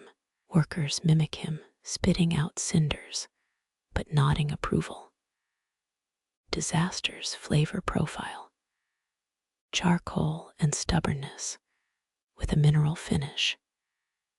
Historians still argue whether smoked malt began here, accident, or desperate improv. You watch a teen lick ash off a shattered jug, your vote's clear. Nightfall reveals glowing fissures, Earth's veins pumping liquid fire. Abandoned pits become stone cauldrons, grains toasting in geothermal tantrums. A worker juggles steaming stones, calloused hands immune to pain. Or common sense. Dawn exposes the toll, fractured jars, blistered feet, a vat of accidentally smoked ale buried under lava rock. The brewer sips it through a reed, blinks twice. We'll call it Phoenix P. You pocket a sliver of blackened barley. Its smoky whisper lingers on your tongue. Somewhere deep underground, the Leopard licks geothermal wounds, plotting its next heist. The air still tastes of sulfur and bad decisions. Your sleeve's edge scorched from yesterday's geothermal fireworks. A brewer shuffles past, her apron pockets sagging with wilted petals. You trace cracked mud to a spring-fed pool, its surface choked with pink debris. Peach blossoms, she explains, crushing a petal between thumb and blade. Her knife sports gecko tail engravings, a fertility bonus from questionable sources. Mainstream history loves this part. Bronze Age love potions, using foraged flora, show up in oracle bone scripts. The quirky bit. Some brewers swore by pickled gecko tails, their fermented curl, supposedly mimicking Cupid's arrow. You decline to sniff the jar she offers. Clay sieves strain petal mush into frothy ale, the liquid blushing like embarrassed dawn. 3 sips before moonrise, she advises, though her wink suggests flexible math. Workers lug past a jug labeled Phoenix P Resurrection, last week's disaster, rebranded as romance fuel. A youth dips his finger, flinches at the floral tang. Tastes like hope wrapped in tree bark. Historians still argue whether these infusions worked through chemistry or sheer theater. You spot a couple sharing a cup, their fingers brushing the vessel's love handles, literal carved hands. Their giggles suggest placebos doing heavy lifting. Night brings a line of hopefuls, jugs clutched like sacred texts. An elder scowls at the petal ratio, 2 yang. Needs more yin. He dumps in crushed snail shells from his satchel. No one questions him. His marriage lasted 40 monsoons. Dawn exposes abandoned cups, dregs congealing in chill air. A tipsy vole wobbles past, pollen-dusted whiskers twitching. The brewer sweeps up petals with a cedar broom. Next batch needs bat guano for winged passion. You back away slowly. By noon, a fight erupts, 2 rivals claiming the same charm-laced jar. They duel with reed straws, sputtering ale onto a shrine steps. The brewer's dogs lap the spillage later found nuzzling beneath the same oak. Coincidence? The label did say eternal bonds. You pocket a petal, its edges browned like old love letters. Somewhere downstream, the leopard laps at tainted pools, its growl softening into what almost sounds like a purr. Nightfall stains the brewery, paths damp and restless. Your sandals skid on pebbles glazed with moonlit dew. Paw prints pock the mud, broad pads spaced like an emperor's seal. You follow them past cracked storage jars, their rims gnawed rough. A low growl ripples through bamboo stalks, half warning, half belch. Brewers whisper of a spotted shadow that raids only the strongest batches, leaving claw marks on clay, but never breaking vessels. Mainstream texts from the Shang dynasty confirm it. Ritual alcohol stored in animal-shaped Zun vessels to appease beasts. The quirky part. Some villagers swore the Leopard preferred aged millet ale over fresh kills. A picky palate etched in local ballads. You crouch beside a half-emptied jug, its surface still fogged with the thief's breath. The scent hits musk and fermented honey with a top note of regret. A brewer's apprentice tiptoes past his arms stacked with nettle bundles. We leave the dregs out now, he mutters. Better than finding your vat's soul missing at dawn. Historians still argue whether the leopard symbolized a disgraced rain god or just a critter with great PR. You notice ritual marks near the stolen ale, charred millet stalks, arranged in spiral patterns, protection or apology. The paw prints circling the ashes suggest negotiations went poorly. Midnight brings a guttural crunch. You spot amber eyes glowing by the spring. The leopard laps at a ritual offering bowl, its tongue rasping against ceramic. It pauses, studying you with the bored disdain of a nobleman at a peasant play. One ear flickers, jade earrings from who knows which dynasty dangle from the tip. Morning reveals the paradox. Raided jars brew faster, their foam cresting like storm waves. An elder examines the clodged clay. Metal pots brew slower, she grumbles. No honor among vessel thieves. Her granddaughter disagrees. secretly leaving peach pits by the spring to sweeten the deal. You join a watch shift, 3 brewers perched in a persimmon tree. The youngest swears she saw the leopard morph into a woman sipping from a skull cup. The oldest snorts. That's just old Huey's ex-wife. They toss down a test jar. The leopard drains it, then vomits elegantly into a fern patch. Dawn exposes the truth. The beast's dugs sag with milk. A brewer gasps. She's nursing cubs. Suddenly, the thefts feel less like greed and more like negotiated maternity leave. Jars of goat's milk appear at the forest edge, their lids left invitingly loose. By the next full moon, the prints change. Smaller paws trail the mother's stride. The stolen ale dwindles to polite sips. You find the cubs batting a hollowed gourd between roots, their growls morphing into hiccups. The mother watches from shadows, belly fur matted with dried yeast. Brewers stop complaining. The elder even carves a leopard-faced lid for the communal vat, its stone tongue lolling in perpetual thirst.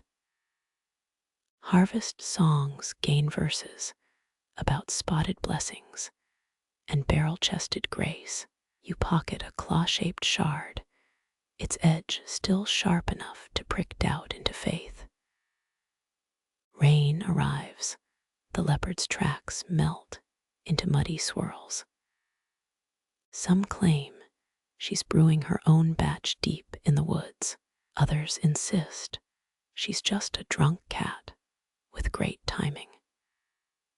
You spit a millet husk into the wind, wondering if any holy texts mention earring collection as divine right.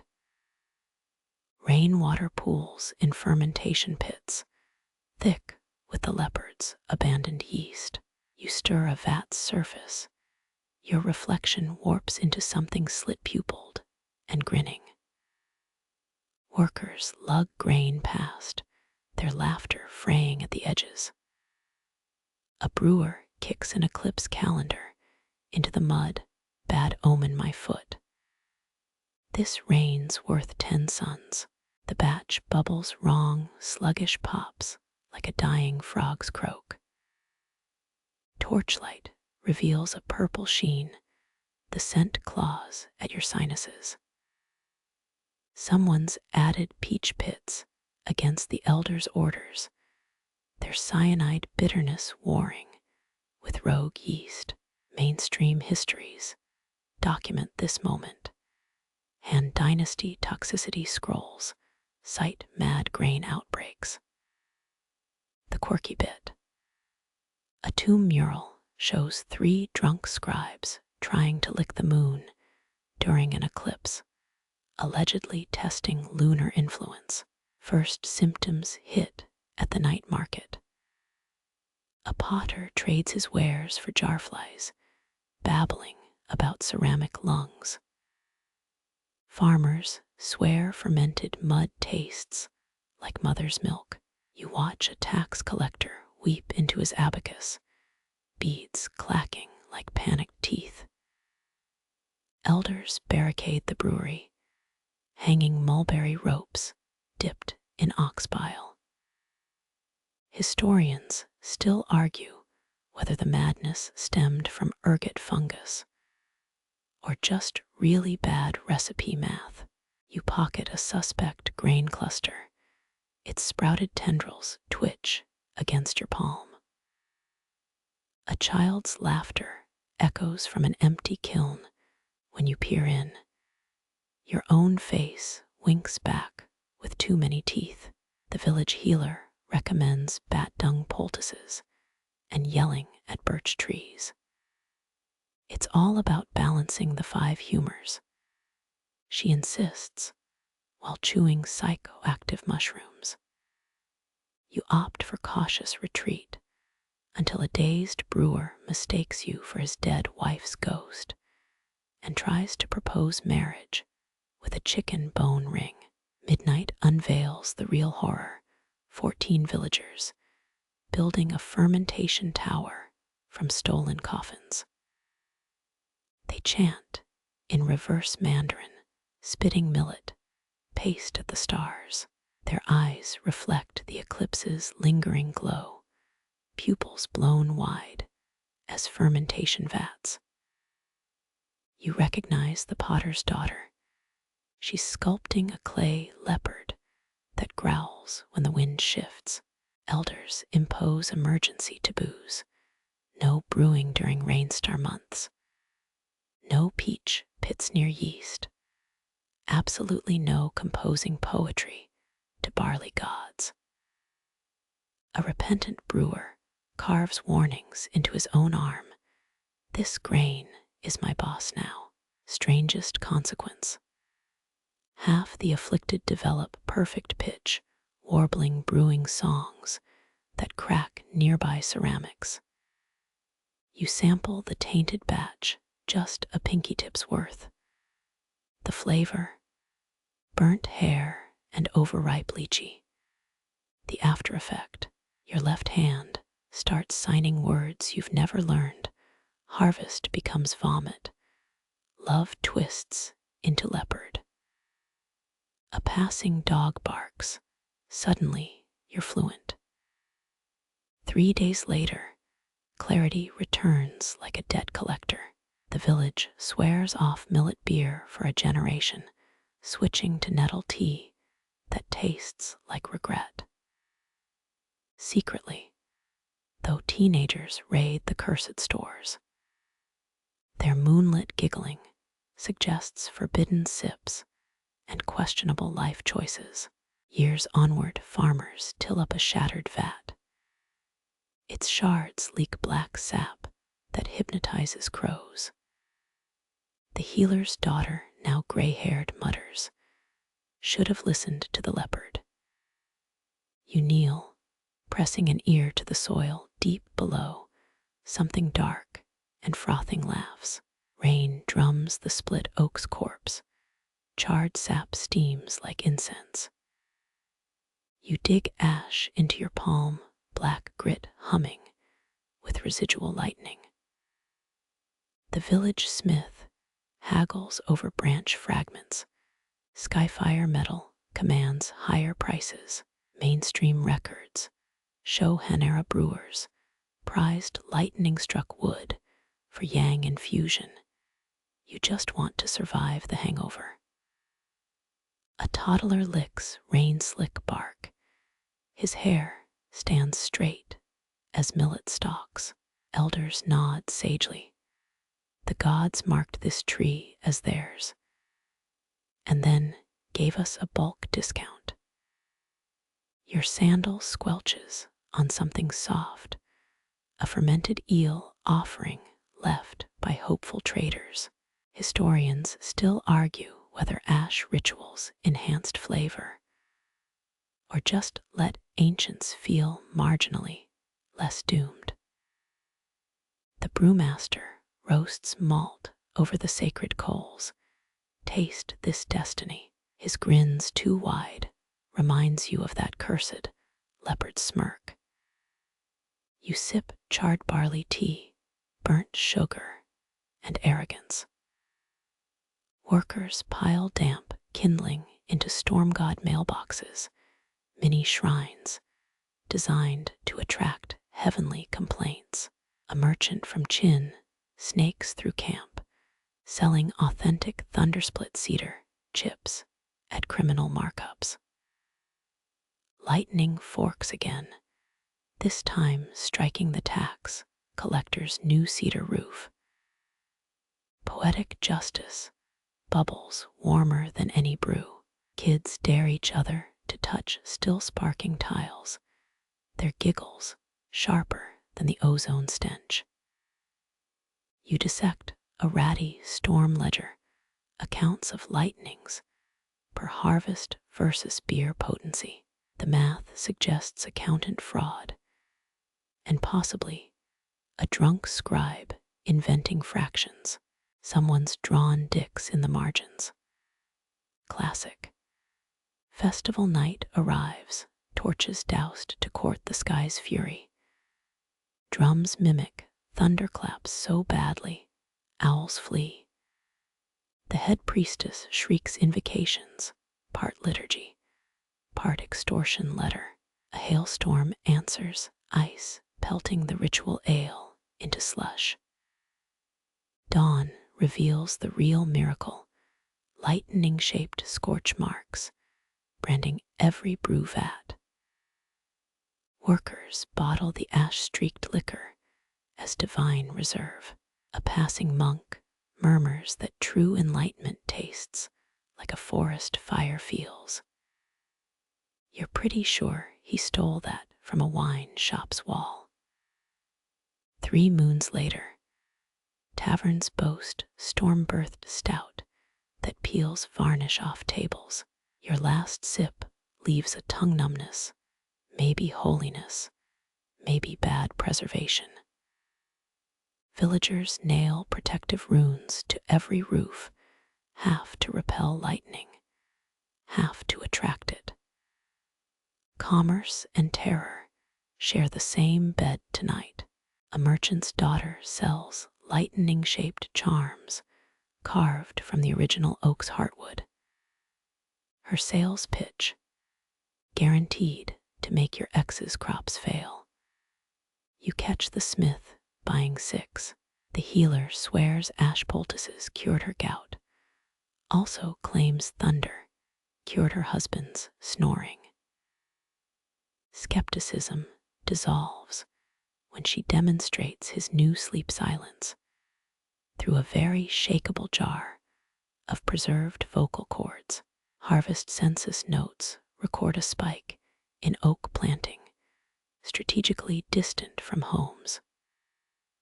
The brewmaster's journal states plainly, burn more, beg less. Tax collectors adopt iron-lined hats, a fashion trend that unfortunately lasts centuries.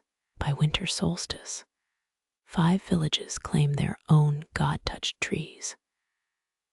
The resulting beer wars get messy, stolen casks, sabotaged weather vanes, one ill-advised trebuchet.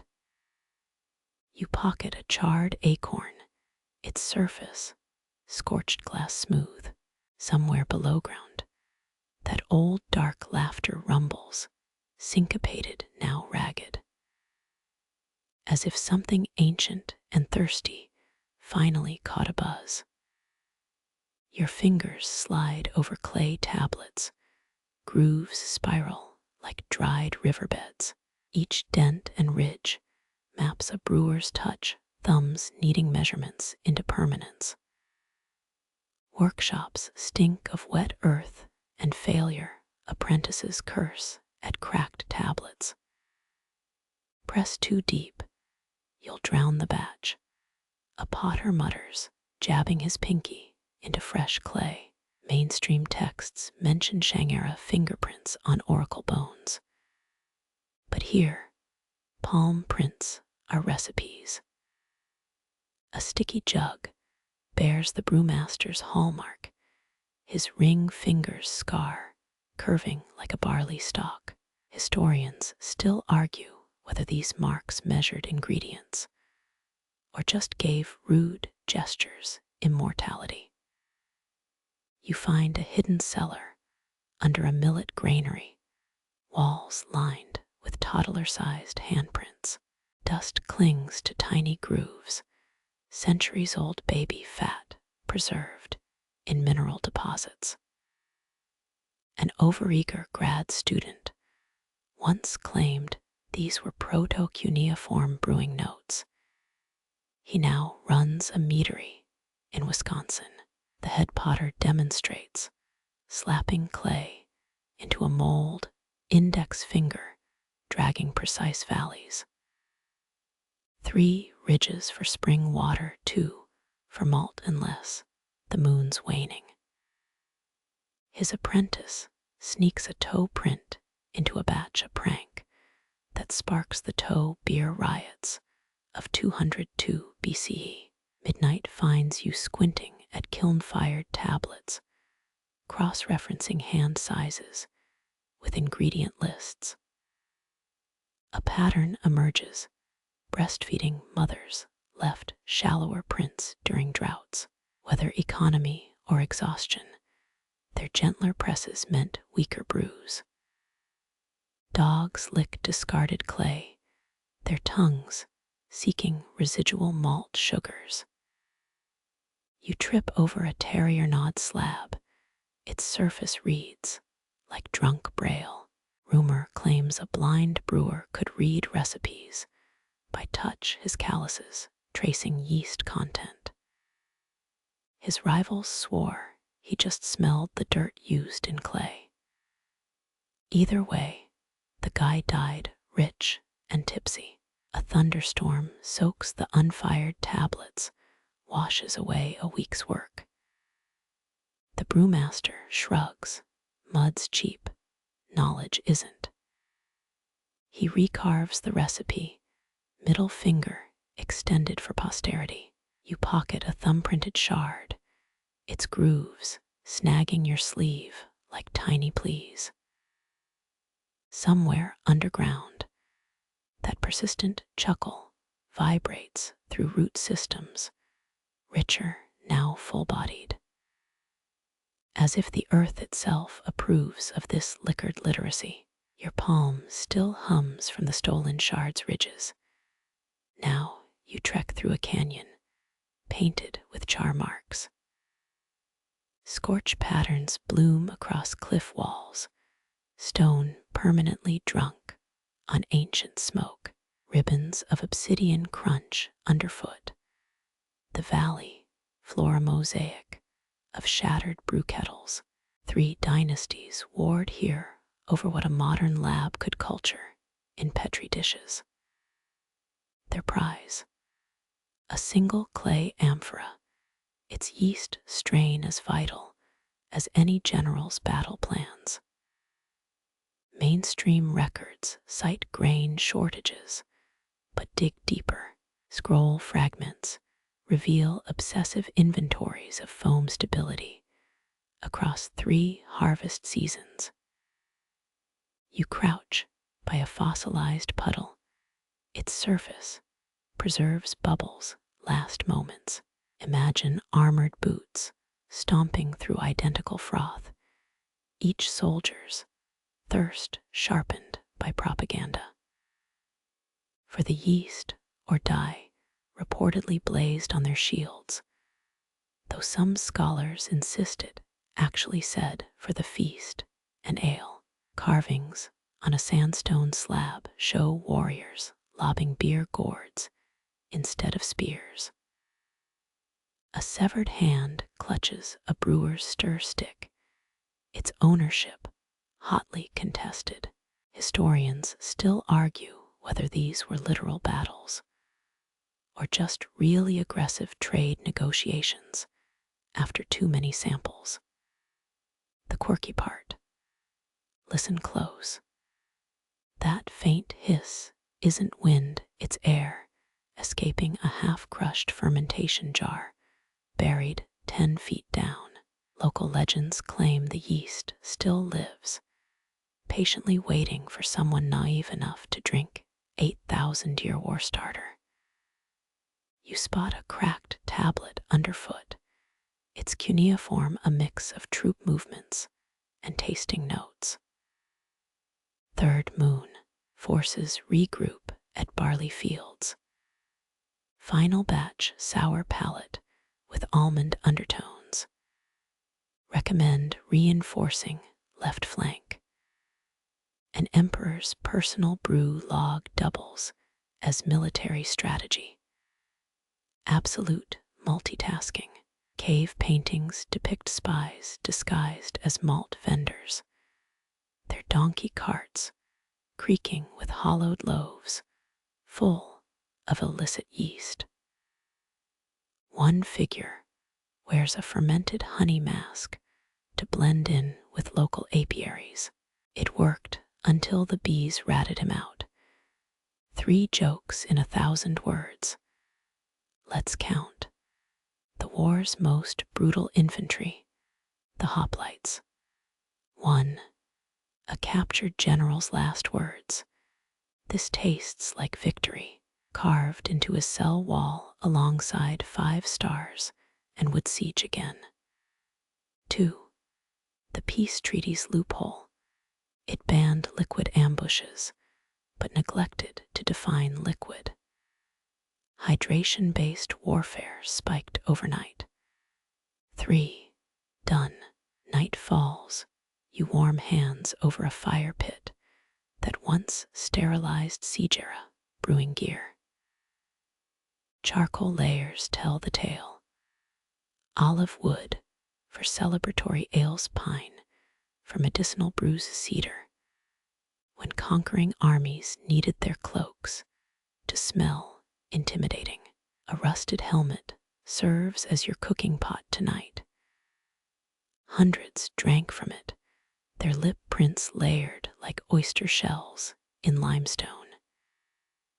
You half expect the broth to bubble into ale, but it just salts your tongue with oxidized iron.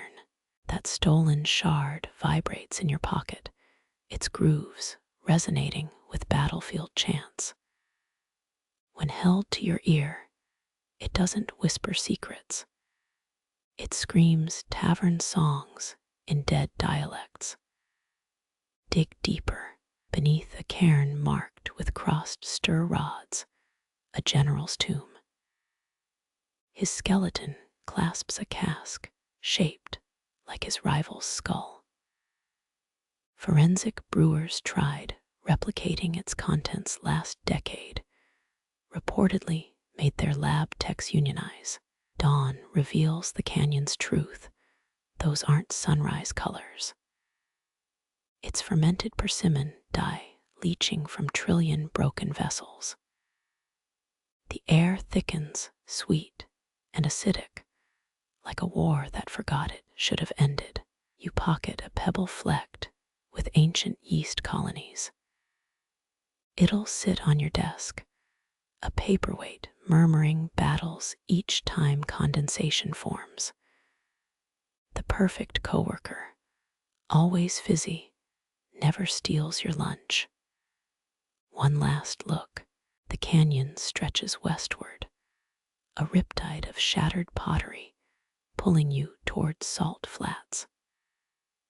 Somewhere ahead, conquerors, descendants, sip ale from polymer cups of toasting ancestors who'd rather have shared the damn recipe. Wind peels the canyon's final whispers from your skin. Now sand stings like lost froth from forgotten brews. The salt flats ahead ripple, not from heat, but from buried jugs, belching methane ghosts. Your boothiel sinks into crusted earth. It cracks open a whisper of scorched barley. This isn't soil. It's a graveyard of thirst. Mainstream textbooks blame the Tarim Basin's drying rivers for the North's brewery collapse. But walk these ruins. Crushed clay filters suggest they fought the drought pulverizing vessels to strain silt from the last monsoon puddles. A child's sandal pokes from a dune, its woven sole stained purple by fermenting elderberries. Someone ran barefoot toward what couldn't be saved. The quirky truth. Lick a wind-smoothed wall. Your tongue stings with residual maltose, 8 centuries of evaporation, leaving caramelized time capsules. Local herders still swear the dunes hum at dawn, replaying drinking songs through quartz grains. Try shushing them. The sand just hums louder. You find a cellar where cobwebs cradle hollowed out gourds, their bellies lined with lichen, that mimics hop residue, smart until the lichen mutated. Wall murals show drinkers grinning with neon green teeth, their jade smiles outlasting the brewery itself. Historians still argue whether the green was dental fashion or a desperate attempt to look healthy while sipping poison. A joke, fine. These brewers were the original hipster fermenters, using locally sourced arsenic before it was toxic. 1. That mural's bartender, his name tag reads Han, will literally serve you rocks. 2. The lichen's real crime, making water look drinkable. Emphasis on look. 3. Done. Stubby stone towers rise ahead, their ceilings pancaked by time. Step inside, your shadow stretches like beer foam across collapsed vats. Air hangs heavy with the tang of yeast that forgot how to die. Lean too close to a crack, your breath might rouse something that shouldn't wake. Scrape a fingernail across the wall. Powdered mud bricks smell like wartime rations, smoked grains, and desperation. You half expect a chalkboard menu. Today's special regret, served chilled. Payment accepted in tears or toenails. Carvings chronicle the final days. A figure prays to a jar labeled emergency rain reserve. Next panel, same figure chugging said reserve. Caption: priorities. Further along, brewers bury their tools rather than surrender them. Archaeologists found a shovel inscribed, "If found by Empire lie." The wind shifts, bringing a wet dog stench from a half-collapsed cistern. Peer inside. A mummified donkey glares up, eternally yoked to a cart of shattered amphorae. Travel tip: don't drink the donkey-ripened ale. Just don't. Night falls, you ignite a fire using ledger scraps. Flames decode inventory lists. Jar 23 smells like regret and juniper. Embers curl into the wind, brief constellations, mirroring star maps once used to time brews. They'd weep if they saw their grand calculus reduced to campfire kindling. Dawn exposes a truth. Those leaning walls aren't eroding. They're bending, stretching toward underground rivers that stopped flowing centuries ago. Stubborn bastards. You almost respect it. Pocket a lichen-encrusted shard. Its neon green winks under the sun.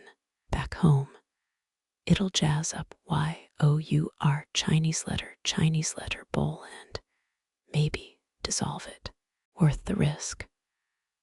One final gamble, you spit into a fissure where a brewmaster's initials are etched. The earth belches back a stink worse than fermented durian. Message received. The path ahead slopes into dunes that swallow whole caravans. Somewhere below, the last intact jug waits, its stopper sealed with the tears of someone who knew they'd die parched. You walk. The sand sings. Your canteen feels lighter. The dunes spit you out, where jungle steam replaces grit your sweat, now flavored with orchid rot and unresolved life choices. Monkeys jeer from vines, their laughter bubbles through a monastery's crumbling moon gate. You've entered the realm of brew monks who swapped copper kettles for stone mortars and sanity for enlightenment. Wipe that moss off the entry steel. 6th century carvings show robed figures guzzling muddy liquid from skulls. Not skull caps, actual skulls. Mainstream records confirm southern sects used bitter yam and lingzhi mushrooms in ritual brews. But the carvings omit the fun part, how novices had to catch their own mushroom vomit in clay bowls. Reuse, recycle, regret follow the sound of rhythmic retching. A cobbled path leads to a fermentation cellar or a passive-aggressive wellness retreat. Slumped figures clutch abdominal bindings, their faces greener than Ming Dynasty celadon. One monk offers a bamboo cup with hands that tremble like overcooked noodles. Drink, he croaks. The purge is the path. Historians still argue whether the vomiting scenes depict spiritual detox or just really bad food safety protocols. That yellow stain on the ceiling. Let's call it fermentation enthusiasm. Inside the brew hall, darkness hugs your ribs like a drunk uncle. Your toe stubs a stone urn labeled Forbidden Reserve. Do not open unless absolutely dying. We mean it. Air hums with the shriek of bats who have developed a drinking problem. A fresco survives, monks meditating waist-deep in brew vats, nostrils flared above the foam line. Caption: Inhale impermanence, exhale attachment. Modern wellness influencers could never. The quirky bit, those herbal blends included ground cicada shells. Crunchy mouthfeel, 0 stars. Bonus fact, a 1998 archaeological dig here found petrified vomit globes with intact cicada legs. Plural, you spot a recipe scroll pinned under a moldy brick. Unfurl it. The ink swims into Mandarin characters, advising 7 parts sorrow, 3 parts stinging nettle. A doodle in the margin shows a monk riding a giant bubble. His face says bliss. His stomach says send help. Duck through a low arch. The ceiling drips gelatinous blobs that smell like regret and kombucha. A statue leans crookedly, its stone lips stained crimson from centuries of splashback. Local legend claims it'll whisper brewing secrets if you lick the stain. Local hospitals claim they've treated 63 idiots for tetanus this year. Pry open a fermentation jar. The smell sucker punches your sinuses. Imagine a durian fruit marinated in gym socks. Inside floats something fuzzy and disturbingly familiar. Let's not dwell. Your sandal squelches into a puddle of not water. A faded warning mural flashes before your minds, eye stick figures melting into rainbow puddles.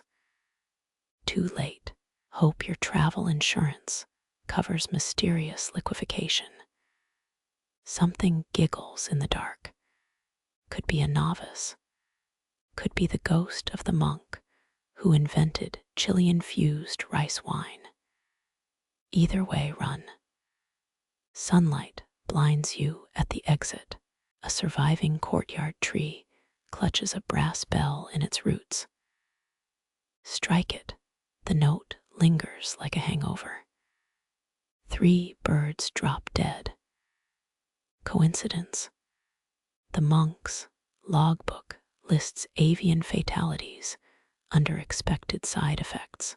You pocket a shard of enlightenment confetti, actually crushed vomiting bowls. It'll pair nicely with your lichen shard from the northern ruins.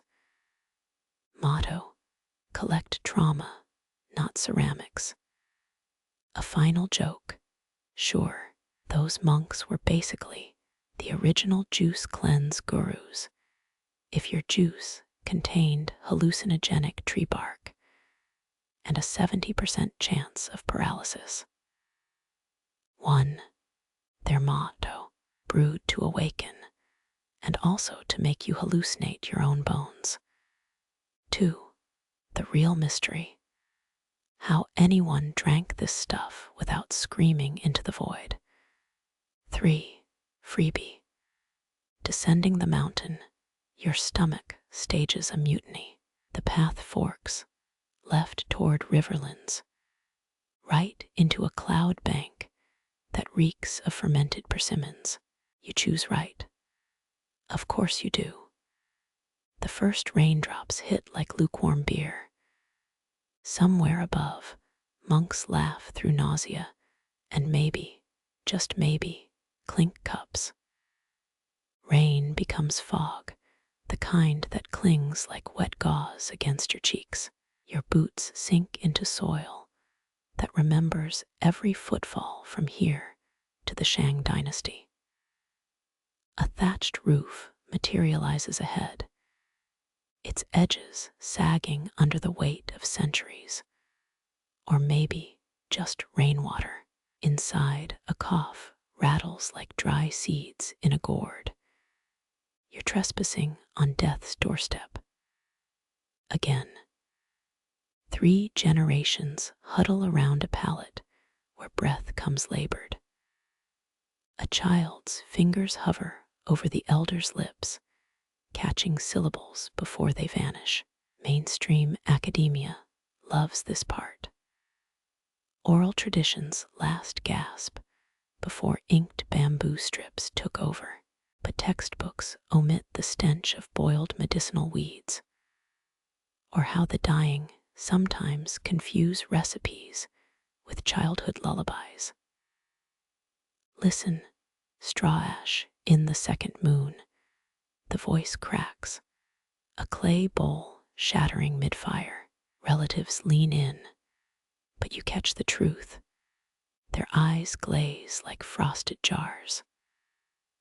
Only the granddaughter drinks his words, throat pulsing as if swallowing live coals. They'll argue later over how much fermented goat milk to mix in, a regional quirk. Some clans swore it revived fading memories. Others just hated wasting dairy. Historians still argue whether that final recipe was preservation or a grief-mad improvisation. No parchment survives, just this child's rendition sung years later at her wedding. The guests assumed it was a metaphor. You know better. Your thumb brushes the hut's wall, clay mixed with crushed barley. It crumbles like shortbread, tempting, but you've learned. 3 rules of time travel. Don't pet the megalodons. Don't eat the architecture. And never trust a brewer who smiles with all their teeth. A dying finger taps the child's palm, 7 presses for 7 sacred steps. She mimics the motion, but her rhythm's all wrong, like a drunkard's rendition of a rain dance. The elder wheezes a correction. You half expect him to sit up and demand a do-over. They don't mention the flies, fat and blue. They drown themselves in the fermentation vat, each dip a tiny martyrdom. Their corpses bob like punctuation marks in the family's liquid dissertation. Gross, sure, but history's never sterilized. The child's first solo attempt. A disaster. The brew bubbles like molten obsidian and smells like a yak's regrets. She buries the jar under a willow, its roots slurping up the failure. Decades later, her own students will call that tree the weeping brewer, circle of life, and also poor quality control. Your sandal creaks. Heads snap toward you, 9 pairs of eyes reflecting firelight. Quick act natural. You hum a harvest tune from section 12 and shuffle backward. The illusion holds. Barely. Outside, thunder growls. The elder's hand falls open, a dried yeast cake dissolving in his palm. The granddaughter licks her fingers, steals the crumbs. Her tongue preserves what parchment couldn't. Memory becomes breath, becomes ritual. You step back into the fog, which now tastes faintly of malt and unanswered questions. Condensation beads your glass like monsoon sweat, each droplet tracing paths down chilled curves. Amber liquid winks. Millet's whisper resurrected through a microbiologist's stubbornness. That's right, you're sipping DNA. The bar stool creaks under you, a replica of Neolithic bamboo designs, marketing nonsense. On stage, a brewer in dinosaur socks demonstrates ritual toasts. His mic feedback screams like a disgruntled ancestral spirit. You swirl the brew. Carbonation pops, microscopic echoes of 9,000-year-old Jiahu pottery. Mainstream textbooks adore that fined rice, honey, and hawthorn residue trapped in clay. They omit the vital footnote. Someone definitely licked that vessel. A man slides beside you reeking of patchouli and grad student despair. They're selling yeast hauled from Shang tombs, he mutters. Cultures that outlived empires now fermenting IPAs in Portland. His breath suggests he's taste tested extensively. Ice clinks as you dodge his thesis proposal. The drink's first note, loam after summer rain. Second, a tang like copper coins. Third, regret. Or maybe that's the overpriced bar nuts.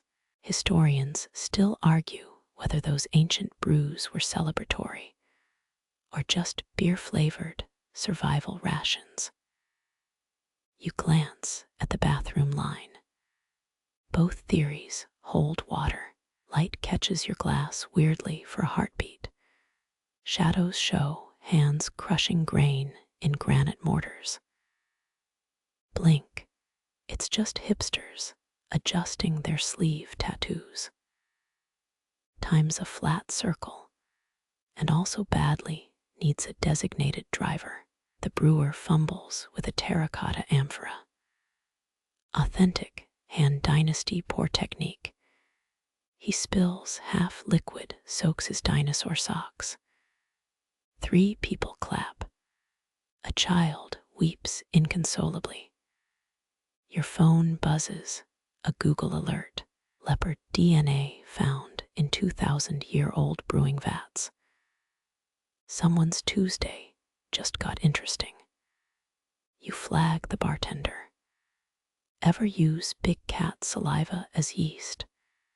She rolls her eyes, a veteran of fringe trivia. Rain dashes the windows. Same water that fell on Yangshao village fields. Different pollutants. You trace a ring on the bar, recreating pottery grooves from section 6. The wood's sticky with cosmic irony. The grad students passed out now, head cradled on a menu titled Biomolecular Mixology. You pocket his notebook. Ethics debatable. But page 23 mentions a Texan sect aging ale in replica dragon bones. Research demands sacrifices. Last sip, bitterness hugs your tongue like a grudging apology. The brewer bows, socks squelching. Patrons murmur about mouthfeel and terroir. You're pretty sure Neolithic kids just called it Mom's weird juice. Outside, puddles reflect neon and petroglyphs. Your Uber's late. Always is. Thunder groans, an ancestral belch, or faulty power grid. Either way, you raise an imaginary jar to the chaos.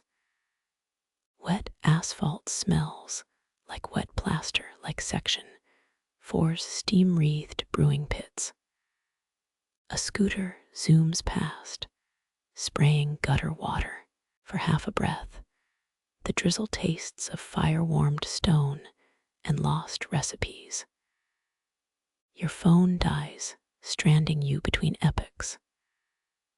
Somewhere, a burial jar weeps its final hooch into thirsty soil. You walk home, the long way, past gutters bubbling with primordial promise. The glass clouds with your breath, its amber edges blurring into streetlight halos. Rain taps the windows in steady code, the same rhythm that coaxed grain from cracked earth long ago. You let the ice melt, diluting history into something softer. A moth bats against the bar lamp, wings brushing your shoulder like old ghosts. The grad student snores into his textbook, ink smudging his cheek. Somewhere, a brewer mops up spilled experiments, dinosaur socks drooping with defeat.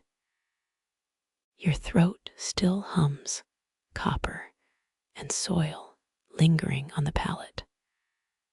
Not bitterness now, just a warmth pooling low, like sunlit plaster cradling steam. The night stretches, a long exhale after centuries held tight. Overhead, neon hums a lullaby. Puddles shimmer with phantom flames, those ancient brew fires reduced to wet asphalt and taxi ripples. You count the cracks in the sidewalk, each one a forgotten fermentation groove. No more mic feedback. No thesis proposals.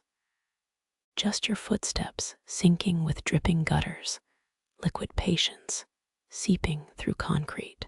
A delivery truck rumbles by, its taillights bleeding red into the dark. You pretend it's a caravan of clay jars, clinking toward tomorrow's thirst. Your pocket cradles stolen notes, page 23's secrets folded against your thigh. The wind lifts a receipt from your hand, spiraling it upward like charred grain husks. Let them have it. Keys jingle in your palm, metal teeth biting softly. One stair creaks, its complaint echoing taverns gone to dust. You pause. Listen, the night holds nothing but its own breath now. Rain murmurs words only the soil remembers, each drop a bridge between then and now. You exhale, letting the night carry what's left of the brew's secrets. Somewhere ahead, a porch light flickers, a kettle whistles. The world tilts softly toward dawn.